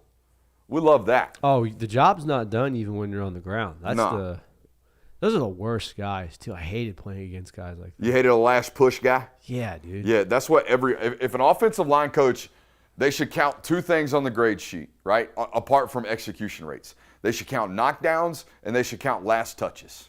All right? If you're the one who gets the last push, if you do that over and over and over again by the fourth quarter of a tight football game, you will get a personal foul from the defender. It's just almost guaranteed. Their tempers are a lot shorter. Their fuses are a lot shorter. And if I just bug them for 4 quarters, I'm bound to get something out of them. This guy's going to get stuff out of folks, all right? He's going to get them last pushes. Good recovery there. Yeah. I would have liked to see us get our hands to the chest plate. These are Sequoias? These are the Sequoia Chiefs. That's Petrie Ridge. Not carrying a lot of bad weight either, Curb. No, it's very slender. That's against Gainesville. We're playing dudes every single clip. They had a pretty good playoff run last year, I believe. They're always a football team that plays long into the year. Yeah. It's just really well coached. Ooh. He's got his eyes on one.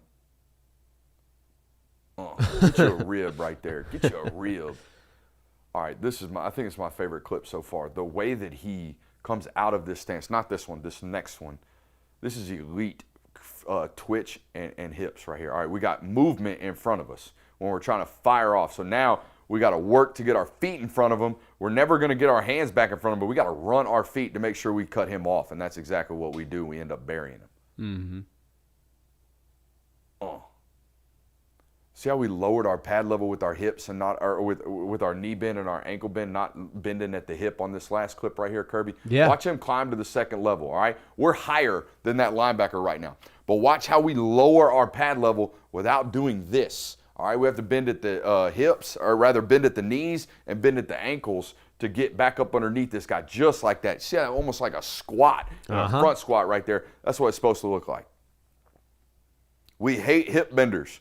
We need knee and ankle benders and fight the finishers. That's what we need. Whoo! Yeah, Whoo! Go for a ride. He's very technically sound. Yeah, I like this. What's he listed at? I got him at north of 6'5" and north of 305 pounds. I believe he was just under 300. Let me double check. Yeah, 247 has him at 6'5", 290. Okay. So I'll get the official measurements hopefully before the end of the night for you guys. If any sources are listening right now, we'd like that text. Okay, so just go ahead and send it because I'm going to ask you. And I'd have to imagine there's 15 more pounds on that frame to be found. Oh, for sure.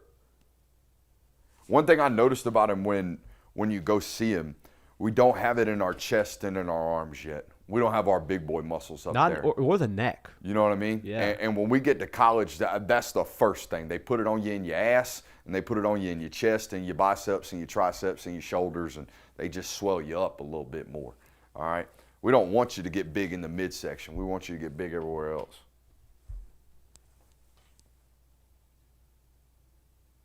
He does a great job of looking for work always. Mm-hmm. Yeah, I think we got a chance to stick at right tackle and then maybe earn our way into a left tackle role at some point in our career. Yeah, I think the hand fighting is a little bit. There's a lot of recovering going on. Which, Correct. If you got to recover in high school, it means you're probably getting beat in college. That's fair, especially as a pass protector. Definitely, but I mean, technically, you love what you see. we can't do much better in terms of getting guys or recruiting guys that fight to finish. I think that's been a theme the last 2 years in high school recruiting for Georgia. If your tape isn't filled with high effort plays, they just don't want you. They're probably not going to recruit you at that high of a rate. So I like that tape a lot, and I'm sure you guys do as well. Should we have stayed at the board? We don't have to. We can do a different segment. All right. Kirby, let's do this segment. I like this segment. All right, so if this bangs, like I think it might, we might do this for everybody. All right, but here's the segment. If Georgia is going to win a national title, they must insert blank. If Georgia's going to win, Kirby, they are going to have to run the ball at will in every single matchup. Every analyst, including this channel, every analyst this year, when talking about Georgia, they will talk about explosive passing. They will talk about how the weaponry department needs to get better. Are they good enough here? Are they good enough there? Are they good enough to throw for 350 yards if they need to? Can they score 45, right? All of those analysis points are great. They're honest. They are the real. But if Georgia runs the football like Georgia can ultimately run the football this year, watch what it does to their play-action pass game. Watch what it does when you, no matter what, have to load the box, and now all of a sudden, we've got one-on-ones 45 yards downfield. All right, so that for me is very, very important. Run the football at 5 yards a clip no matter what and see what happens to your explosive passing game. I think we saw it at times last year where the play-action pass developed into massive amounts of explosive opportunities. Now, this leads me to my next point. We actually have to protect and execute when we get those opportunities. Last year, it was almost sickening the amount of times that you would watch, oh my God, Noah Thomas is wide open downfield. Gunner's about to load up and let it rip. Left guard just got beat. So now Gunner's tucking the football and running for 3 yards. We had a 45-yard explosive down the field. Or the next time they actually earn an opportunity to take a shot, well, it's protected clean, but we ain't got nobody getting open, right? There was no matching of execution in these departments. It's got to be tied together, all right? It can't be we had the shot, we didn't get it completed because of. Nope, we had the shot, we executed the shot. That's what it has to be this year, and I think that will ultimately open up all of these questions about, quote-unquote, explosive passing departments.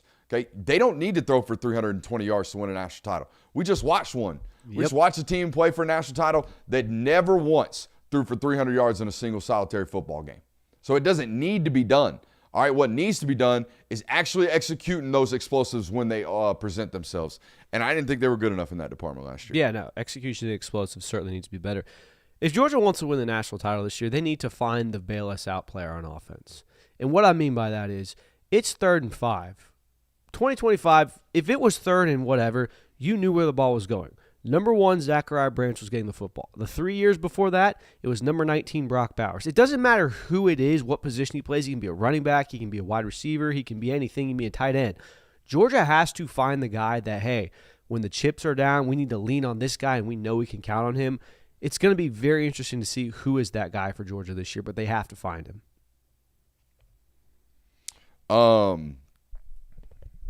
Defensive excellence, December through February, is a must.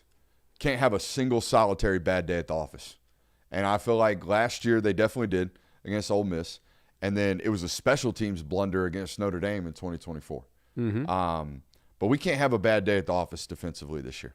Not December through February. You just better get those up out of your system during the regular season. Y'all got to play clean. I'm talking about sub 30 points per game at least in the college football playoff against really, really good offenses. I know I'm asking for a lot, but it's got to be that good defensively. And by the way, it was that good defensively in 2024 for Ohio State. It was that good defensively for 2025 Indiana. So the precedence is set. If you're going to win a 12-team playoff, you can't be giving up 40 points in a game. You're going to lose. Nope. Like, that's just it. I don't think that's groundbreaking analysis. Yeah, and that kind of coincides with my next one is play your best football in January. Georgia has played fantastic to excellent to really good football from September to December, and for the last 2 years, for whatever reason, you get to January and the wheels fall off. That can't happen this year, and you can blame it on the fact that they've had first-round byes. You can blame it on injuries or whatever you want. It cannot happen. Georgia has to play their best football in January if they want to win a national title. We've seen it. We've seen teams that kind of stumble into the college football playoff, play their best football, and win the whole thing. We've seen teams that are consistently great throughout the year and still find ways to get even better when January comes. Indiana was a really good football team throughout the regular season. They were flat-out elite when the playoffs started. You have to play your best football in this tournament. That's the way you win national titles now. Now, I'm gonna preface this opinion with this right here. I have not gone back and just watched number 4, KJ Bolden, and only KJ Bolden. I haven't.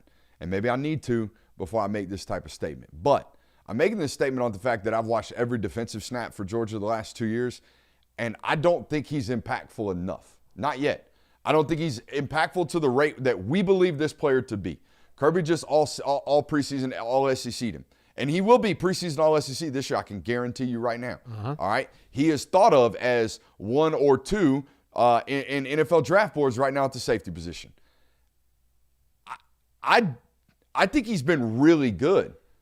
I think he should be great. I'm waiting for great KJ Bolden. And I think he's going to have to be great this year.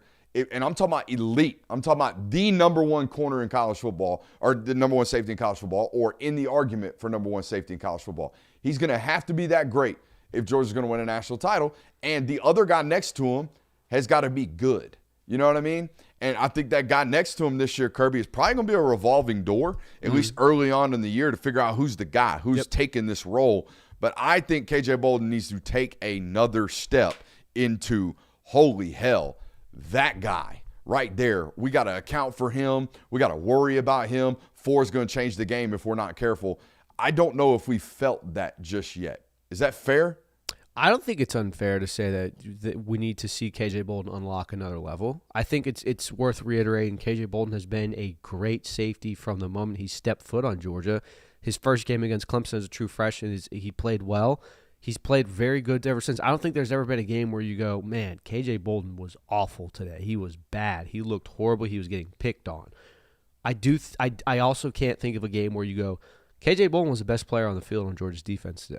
And you want that. You expect that. So, yeah, it's not unfair to say KJ Bolden needs to unlock another level. He's going to be kind of the elder statesman in that room. He'll have probably more snaps than anyone on defense come 2026. So, yeah, I don't think it's unfair to say he's got to unlock another level. If Georgia wants to win a national title this year, they have to keep Gunnar Stockton healthy. And not, hey, Gunnar Stockton's playing for us today. Gunnar Stockton is at minimum 85 to 90%. We talked about there were moments last year where it's very obvious Gunnar Stockton is not operating on all cylinders. We don't have to point out which games. We don't have to say which ones, but you can go back and watch the tape. There are moments where you go, that doesn't look quite like the 14 we saw a few weeks ago. Gunnar Stockton has to be kept healthy at this point. And a lot of that falls on him to a certain degree. It's not just protecting him. It's Gunnar Stockton protecting himself. But if you want to make a run in January, number 14's got to be at his best. I think he's got to be able to play like a lunatic while remaining healthy. Yeah. Somehow, some way.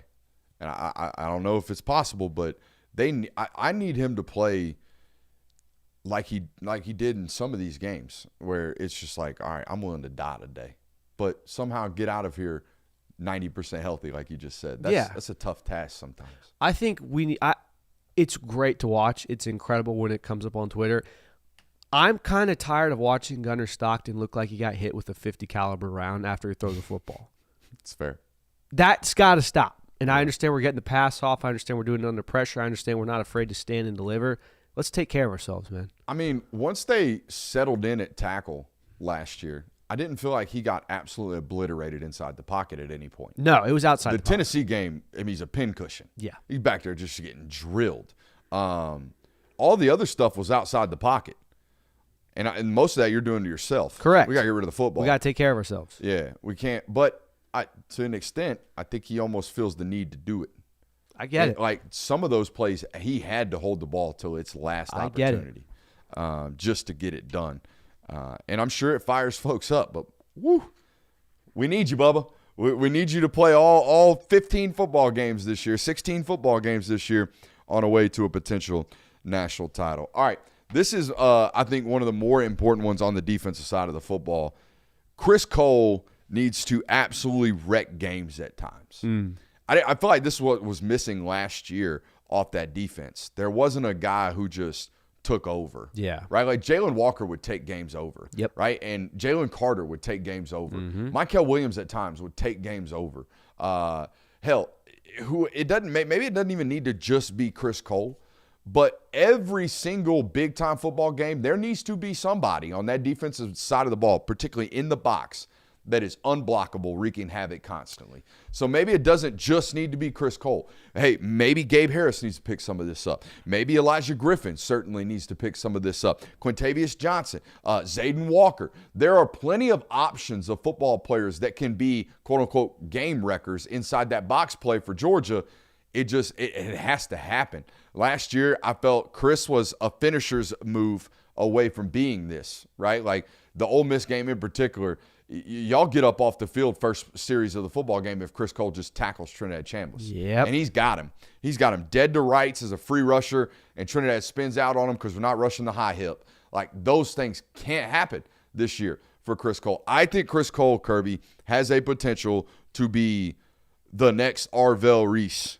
You know what I mean? Because now that whole – I think he's Micah Parsons thing's done now. Because Arvell was that last year to the point of a number 5 overall draft pick or 4 overall, whatever it is. Very high. I think Chris Cole's got to be this for Georgia. Somebody in that box got to be an absolute game wrecker. Yeah, and that kind of coincides with mine.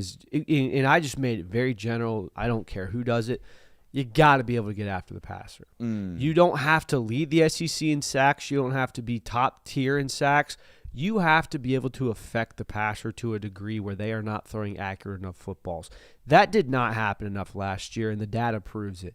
If Georgia wants to win a national title, you have to disrupt the passer. Not sack him. That would be great. That would be fantastic. By God, if you get to a free rusher finish. But we need to blitz up. We need pressures up the middle. We need to be able to affect the throws of quarterbacks, because if you're not going to do that, anyone can sit back in the pocket and pick apart an SEC defenses. These quarterbacks are too damn good. Go watch the first half of the Alabama game and tell me how much Ty Simpson was throwing for his life or throwing under duress. So that's what Georgia needs to do. I think the tight end room needs plenty of design shots this year. Now, I don't know if that was a step back last year because they just weren't as good as they've been in years prior. Like, look, breaking news here. Mike Bobo will never use the tight ends like Todd Monken used the tight ends. You know why? Because Todd Monken had both Darnell Washington and Brock Bowers. Mike Bobo don't got Todd Monken's tight ends. So, and he did one year, and Brock Bowers had 800 yards receiving. I don't know if he'll ever have another one of those. All right. That being said, Elias Williams is pretty freaking good. Yep. Okay. Ethan Barbour is going to be really good. Lawson Lucky is really good. Like, I think they're your best pass-catching unit. And I don't mean to demean the wide receiver group, but I think everybody listening to this today would probably agree. There's a lot of proven and known things in that tight end room that we need to squeeze. We need to get a lot of life out of them. Now, a lot of that requires Gunnar Stockton to be accurate and throw on time and do so in the middle of the field, which, if you know anything about quarterback play of a 6'1" guy, that's the hardest thing to do. It's really easy to throw 45-yard posts. It's really easy to get your feet in the ground and throw a slant. It's really easy to do some of this stuff outside the numbers as opposed to, hey, I got to throw this with anticipation, timing, and throw it over a linebacker and under a safety, and I got to do it right now. He got better at that, much, much better at that as the season progressed. They're going to have to be really, really good this year in that department to win a national title. If Georgia wants to win a national title this year, they have to maintain their offensive efficiency from 2025. And I feel like you touched on this a bit at the start of this segment with running at 5 yards a clip. Mm-hmm. I'm not even going to demand that. Let's just consistently stay in 3rd and shorts. Let's stay in 3rd and 3s, 3rd and 2s. Hell, we can manage a 3rd and 4 every now and then because we've got a quarterback that's going to give us 2 yards on a scramble. Stuff like that where we can consistently move the ball down the field. It doesn't have to be, we don't need to be the most explosive offense. That would help. That'd be great. If Georgia maintains its offensive efficiency from 2025, they're going to be a very difficult team to beat. If Georgia's going to win, I just added this one. If Georgia's going to win a national title this year, they need answers for 2 types of defenses. Absolute cover 0 blitz. Like, we have to find answers for that. Last year, the answer was screen game to Zachariah Branch. But teams do one of 2 things to you. They either blitz the ever-loving life out of you, or they rush 3 and drop 8. And we got to have answers for both of those. We have to have answers for, hey, we're not going to be able to drive the ball down the field in this possession because they're rushing 3 and dropping 8. Or, hey, we've got to have blitz answers. And I think a lot of the blitz answers this year, probably because the offensive line's so good, y'all might be able to 6 and 7-man protect and still be able to take shots. Because here's the biggest nightmare of a defensive coordinator. I dedicated 6 to the rush, and I didn't get home. When that happens, defensive coordinators over there wetting down their leg because they know they are outnumbered. All right, they're outnumbered in the passing concept. So if you can find ways to do that, you will probably take the knife out of everyone's, or take the weaponry out of everybody's defensive game plan against you. Because, again, that is what y'all get. If you watch it on film, it is absolute 0 pressures and rush 3, drop 8, really no in between.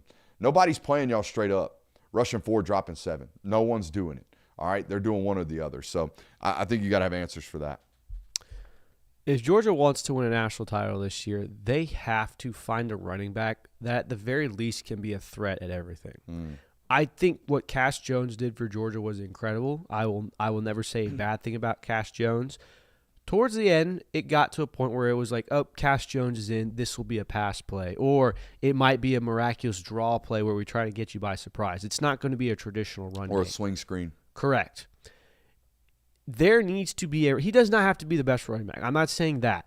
But there has to be a running back where if they are on the field, it could be Nate Frazier, it could be Chauncey Bowens, it could be any one of these guys in the room. They have to at least keep defenses honest where, okay, this guy, he's not a pass blocker. They are not going to throw the ball here. This guy, he's not much of a route runner. They're not going to throw the ball. This is a running play. There has to be someone where there at least puts a little bit of doubt in the mind of that. If you look at all of Georgia's great running backs over the last decade, Todd Gurley, Nick Chubb, Todd Gurley's past a decade now, but Nick Chubb, Sonny Michel, James Cook, DeAndre Swift, all those guys, they were threats out of the backfield. They weren't backfield merchants, but they had a threat there. And Nate Frazier kind of grew into this a little bit towards the back half of the season, so perhaps he can become that. But that is going to open up Georgia's offense exponentially if we do not have as much just trend running backs. All right, I'm staying in the running back room. I think either Nate or Chauncey or maybe Dwight Phillips Jr., somebody better have plenty of special individual moments. It's been a long time for me where I've felt like a 65-yard run was created solely because the running back did something absolutely redonkulous, right? Most of the explosive runs last year, in my opinion, could have been done by a lot of backs. You know what I mean? Because the running back, the offensive line last year was really, really good in the run game. I would imagine they're going to be that this year. But when they are not, in moments of, we got beat, jump cut, back in the gas, I did that.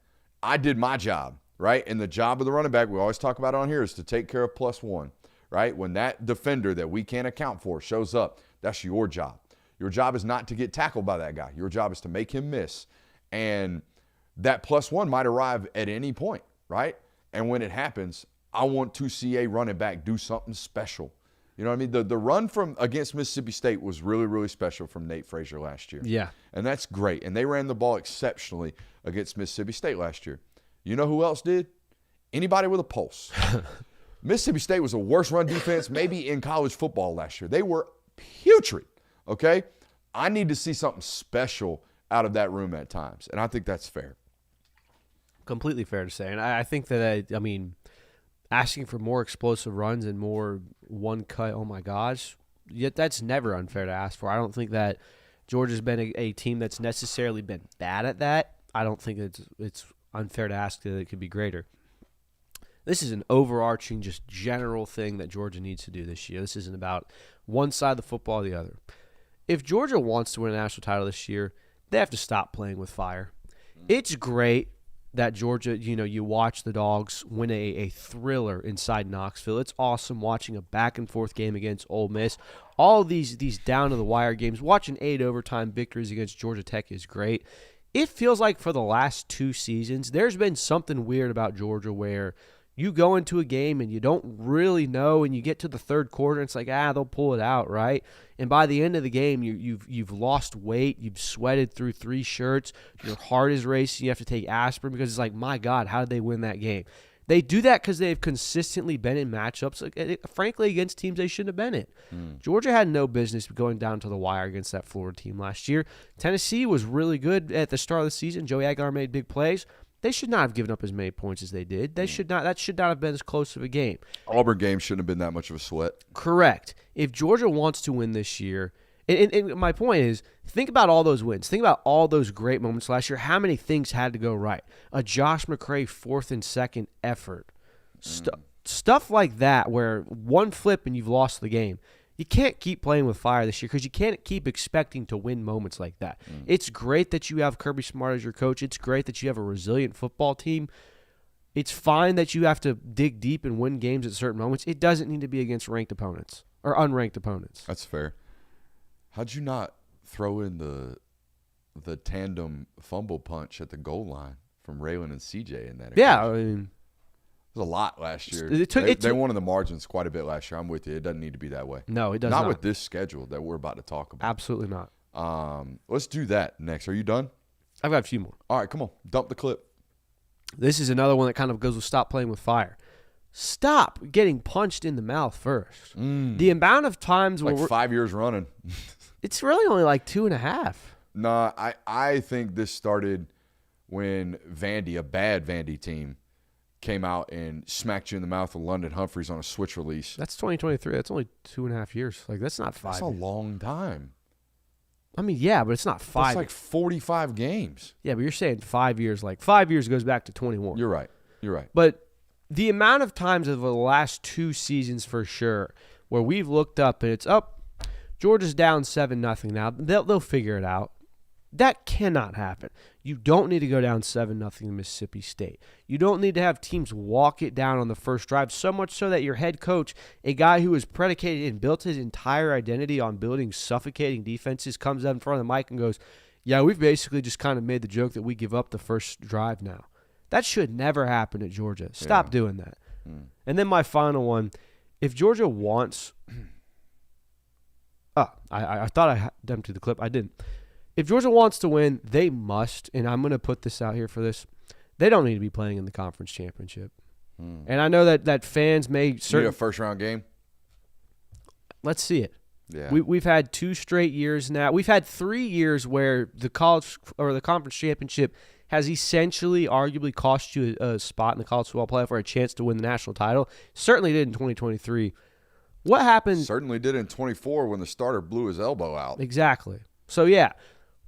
Let's see what happens when December 5th comes around and everyone's resting at home. But you know what? We've got a game on December 12th. Let's see what happens with the college football playoff game in Sanford Stadium where you're going to be against what you would imagine is an inferior opponent. I think the record for home playoff teams is very, very, very good. I don't know if any of them lost yet. Maybe once. No. Oklahoma lost. Oklahoma lost one. Yeah. It's a pretty significant win percentage. Build that momentum. I think if Georgia's in the SEC championship this year, that would be great. If they win, that's fantastic. Nothing wrong with three-peating in the conferences. I think it's going to come at the detriment to their playoff run if they do it. And honestly, Kirby, I think I'm good on being in New Orleans for New Year's Eve. I think I'm good on that entirely. Just no thanks, Sugar Bowl. Y'all do a great job. Y'all do a great job hosting that event. Yep. No thank you. We're good. I think I'm good on the Sugar Bowl this year. You want to play Guess That Dog? Yeah, dude. I've got. Hell yeah! I will never say no to Guess That Dog. All right. You got some good ones? Yeah, I'm trying to figure out which one I want to give to you first. All right, here. Moderately hard. Oh. Could be easy, depending. Medium hard. Medium. I was one of 3 5-star signees in the 2020 recruiting class. Okay, so 2020, this is the Brock Vandergriff, Amarius Mims class? No. So this is the year before that. Okay, go ahead. I only saw on-field action in 2 seasons with the Georgia Bulldogs. A 5-star from 2020 that only saw action on the field for 2 seasons? Mm-hmm. Okay. I had over 75 tackles in my career. So you're a defensive player. Mm-hmm. Did you play linebacker? Can't tell you. Okay. Quay Walker was way earlier than that. Okay, it's not Quay. Go ahead. I was a 4th-round pick in the 2023 NFL Draft.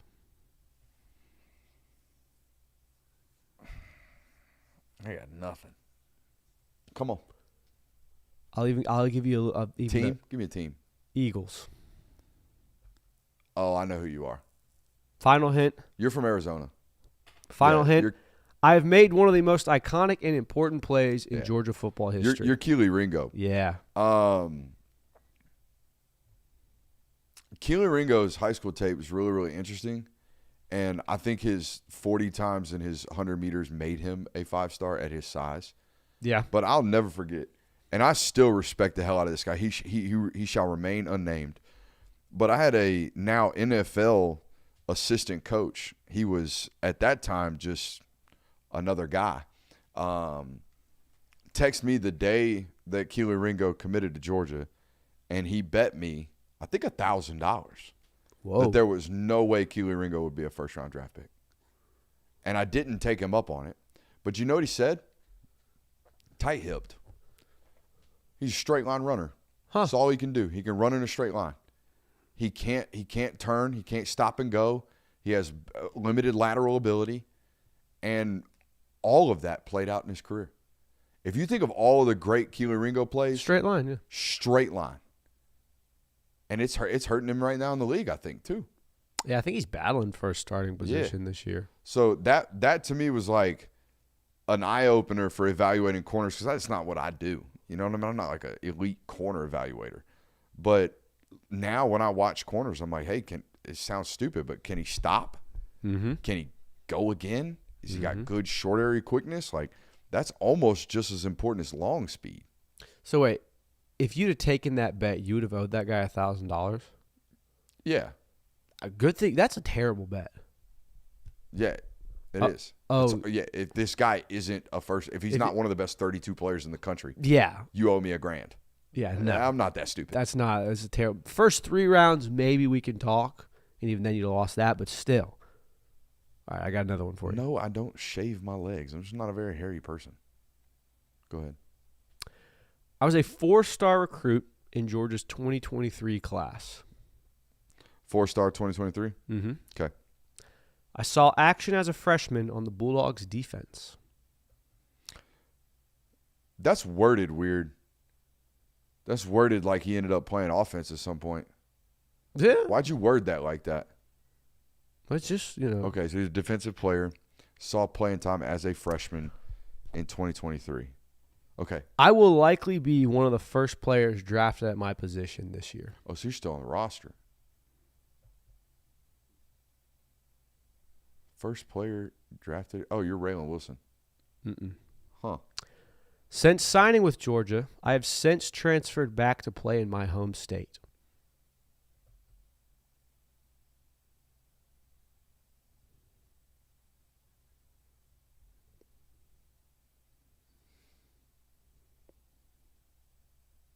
Okay, give me another one. I will be playing for my 3rd team this season. Oh, you're Damon Wilson. There you go. Okay. Yeah. Man, I love that tape. He was a 4-star? He was. He got dropped. Yeah. Because he was a 5-star the entire cycle. When he committed to Georgia out of Venice, yeah. Is that correct? Yes, I believe so. When he committed to Georgia out of Venice, he was a 5-star. Mm-hmm. Wow. Okay. All right, final one. Yeah, he should not be in college right now. No, but I mean that kid should have been the 45th overall pick. But I mean, hey, what's an extra $3 million if you're still going? You think he got that? I mean, he didn't get anything less than 1.5. No. I don't think he got anything less than 2. Yeah, that's what I'm saying. You know, what's a extra $2 million for making even more? Yeah. Because I mean, you look at the NFL class. Like, he wasn't going to go ahead of those guys. All right, final one. I was the highest rated offensive player in Georgia's 2022 recruiting class. Okay. I was also the number one ranked player in the country at my position. In 2022? Mm-hmm. You know, this is how far disconnected I've become from recruiting. Mm-hmm. Because used to recruiting was the lifeblood of programs like this, meaning like shows like this, not Georgia. So it's the lifeblood for a lot of teams still. But I used to be able to rattle these things off like bar for bar, guy for guy. Yeah. And I'm not that anymore. I mean, there's I can't also do so that many anymore. data points, and I think you start paying attention to national settings. Like 2022 is when you start dipping your toe in the national area, so that makes sense. Like, it's hard to keep track of 300 names from 4 years ago. Highest rated player in 2022.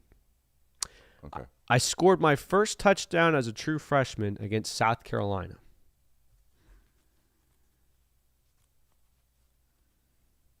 You're not a running back, are you? Maybe.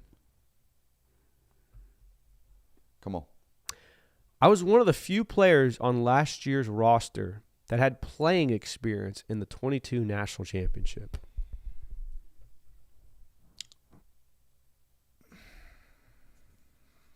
I know who you are. The South Carolina thing should have gave it away because he almost went there. And I think Kirby did this on purpose. It's Oscar Delp. There you go. Yeah.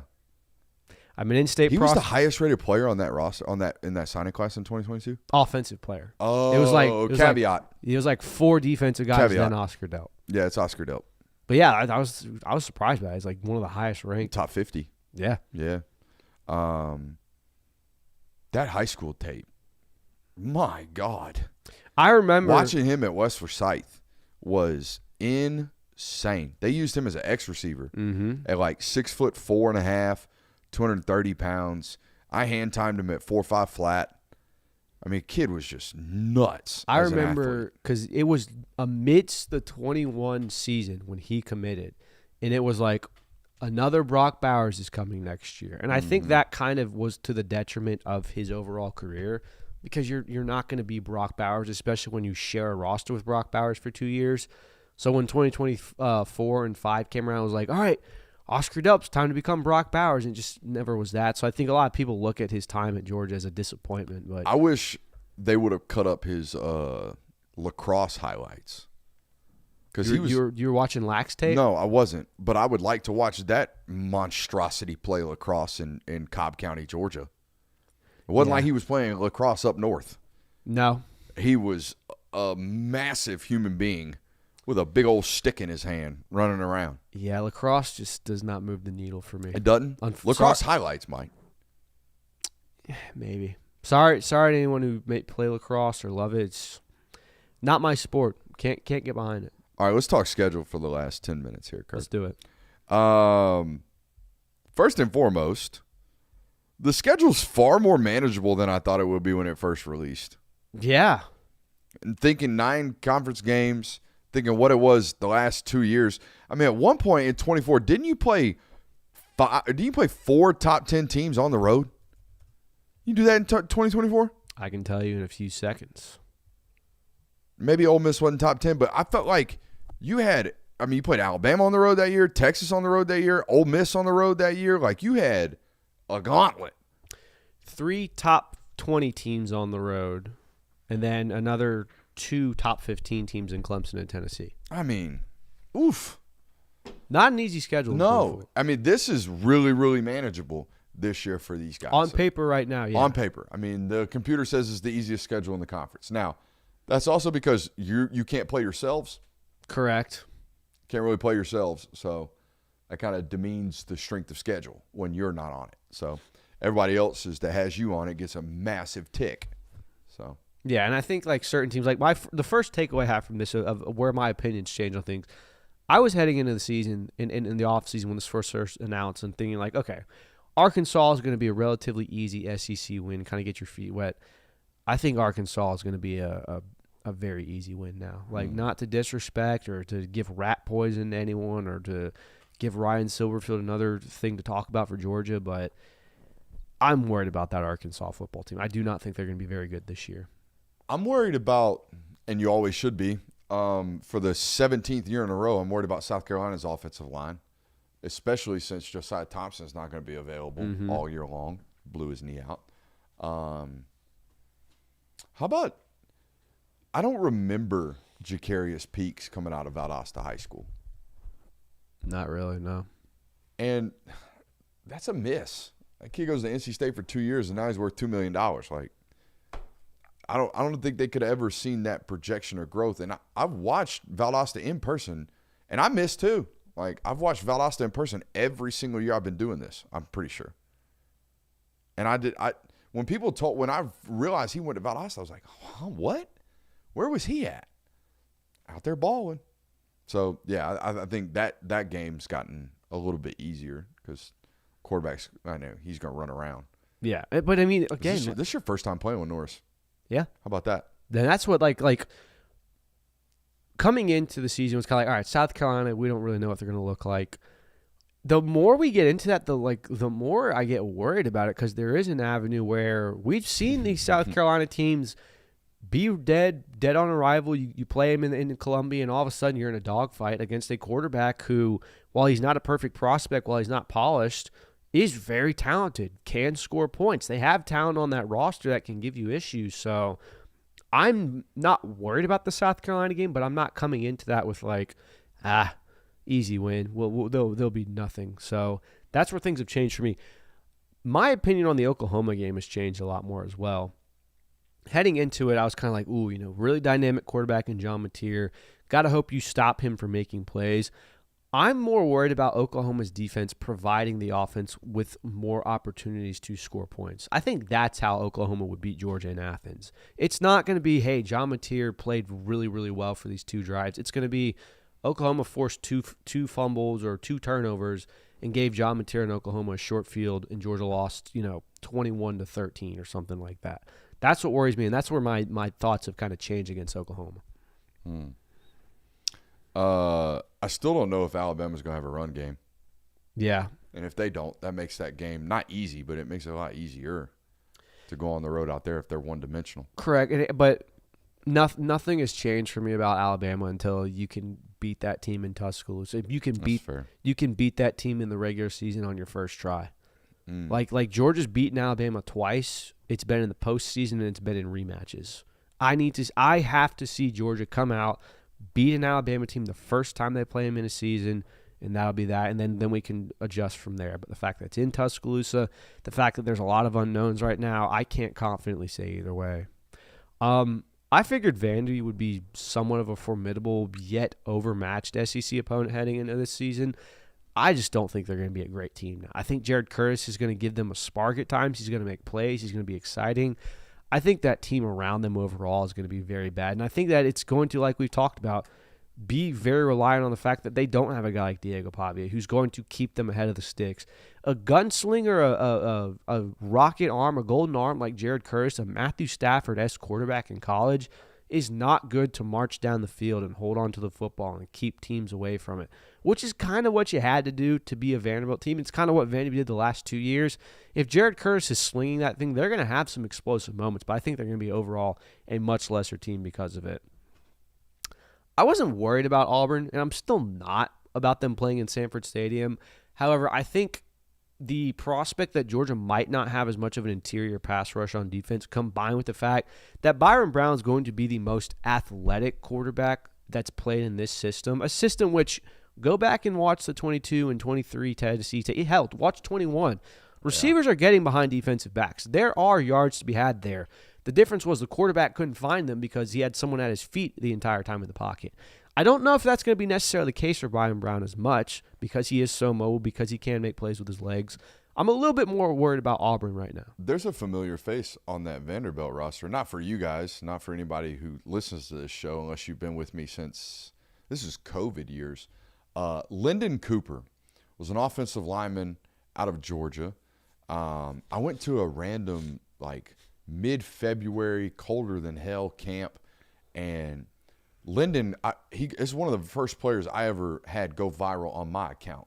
You know what I mean? Like I tweeted a video out of him, and next thing you know, it's got 900,000 views, and that is tremendous for a football player, right? They get put in front of all kinds of different – I think I had like 10,000 followers at the time, something like that. And he ends up going to NC State. He gets an offer like the next day off assumingly what he did in that camp. Not off my video, what he did in that camp, the ability for that video to go viral. He's now the starting center at Vanderbilt after going to NC State, playing there, then going to Pitt, playing there. Now he's going to play in the SEC for this Vanderbilt unit.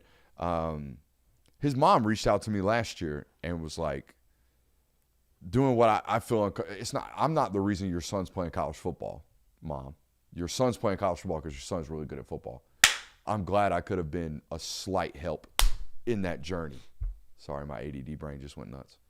But yeah, sorry, I had to get that off. Hell yeah. The last one I have is I was interested in this year's Florida game with it being in Atlanta and the dynamic of that. I'm kind of dreading it now. I don't think there's going to be a lot of excitement around this game. And the fact that there is so many questions, and it's going to be John Summerall's first year, and Georgia's on one of its largest winning streaks, there's a lot to just not look forward to in this game. It feels more so than ever like it's a chore. You know who I miss? Who you miss? J. Will? Yeah, I miss J. Will. He'll be back soon. I know. Be back next week. That'll be awesome. Yeah, dude. I'm looking forward to it. Stretch. Means you got to sit in the back seat, though. That's fine. So. I prefer sitting in the back seat. Really? Yeah, dude. Like stretch out? Yeah, more legroom back there. Yeah. If you're the only person in the back seat, it's the best seat to be in. That's true. That's true. Remember that time you went rock middle seat when we did our car show? Yeah. Yeah. I was in a sedan, too. I don't think we're going to be renting a car here this time. Gotcha. I think we might just take the Tundra. Suck it up. I don't know. We'll make a decision when we get there. All right. Hope you enjoyed it. Hope you hit that thumbs up button. Hey, Kirby, what do you think about doing a running backs only film study with Keith Marshall every week? That'd be sick. I got a lot of these responses to go through. I put out on social media accepting all coaching criticism. All right, coaching and criticism. What's one way we can make our channel better? All right, don't comment it in the chat right now because that's going to disappear. That's what I want you to comment tonight. If you're listening to the sound of my voice right now, as soon as this live stream ends, please throw that in the comments. What is a way that we can make this place better? We're always looking to do that. All right, hit that thumbs up button on your way out. I love you. Bye.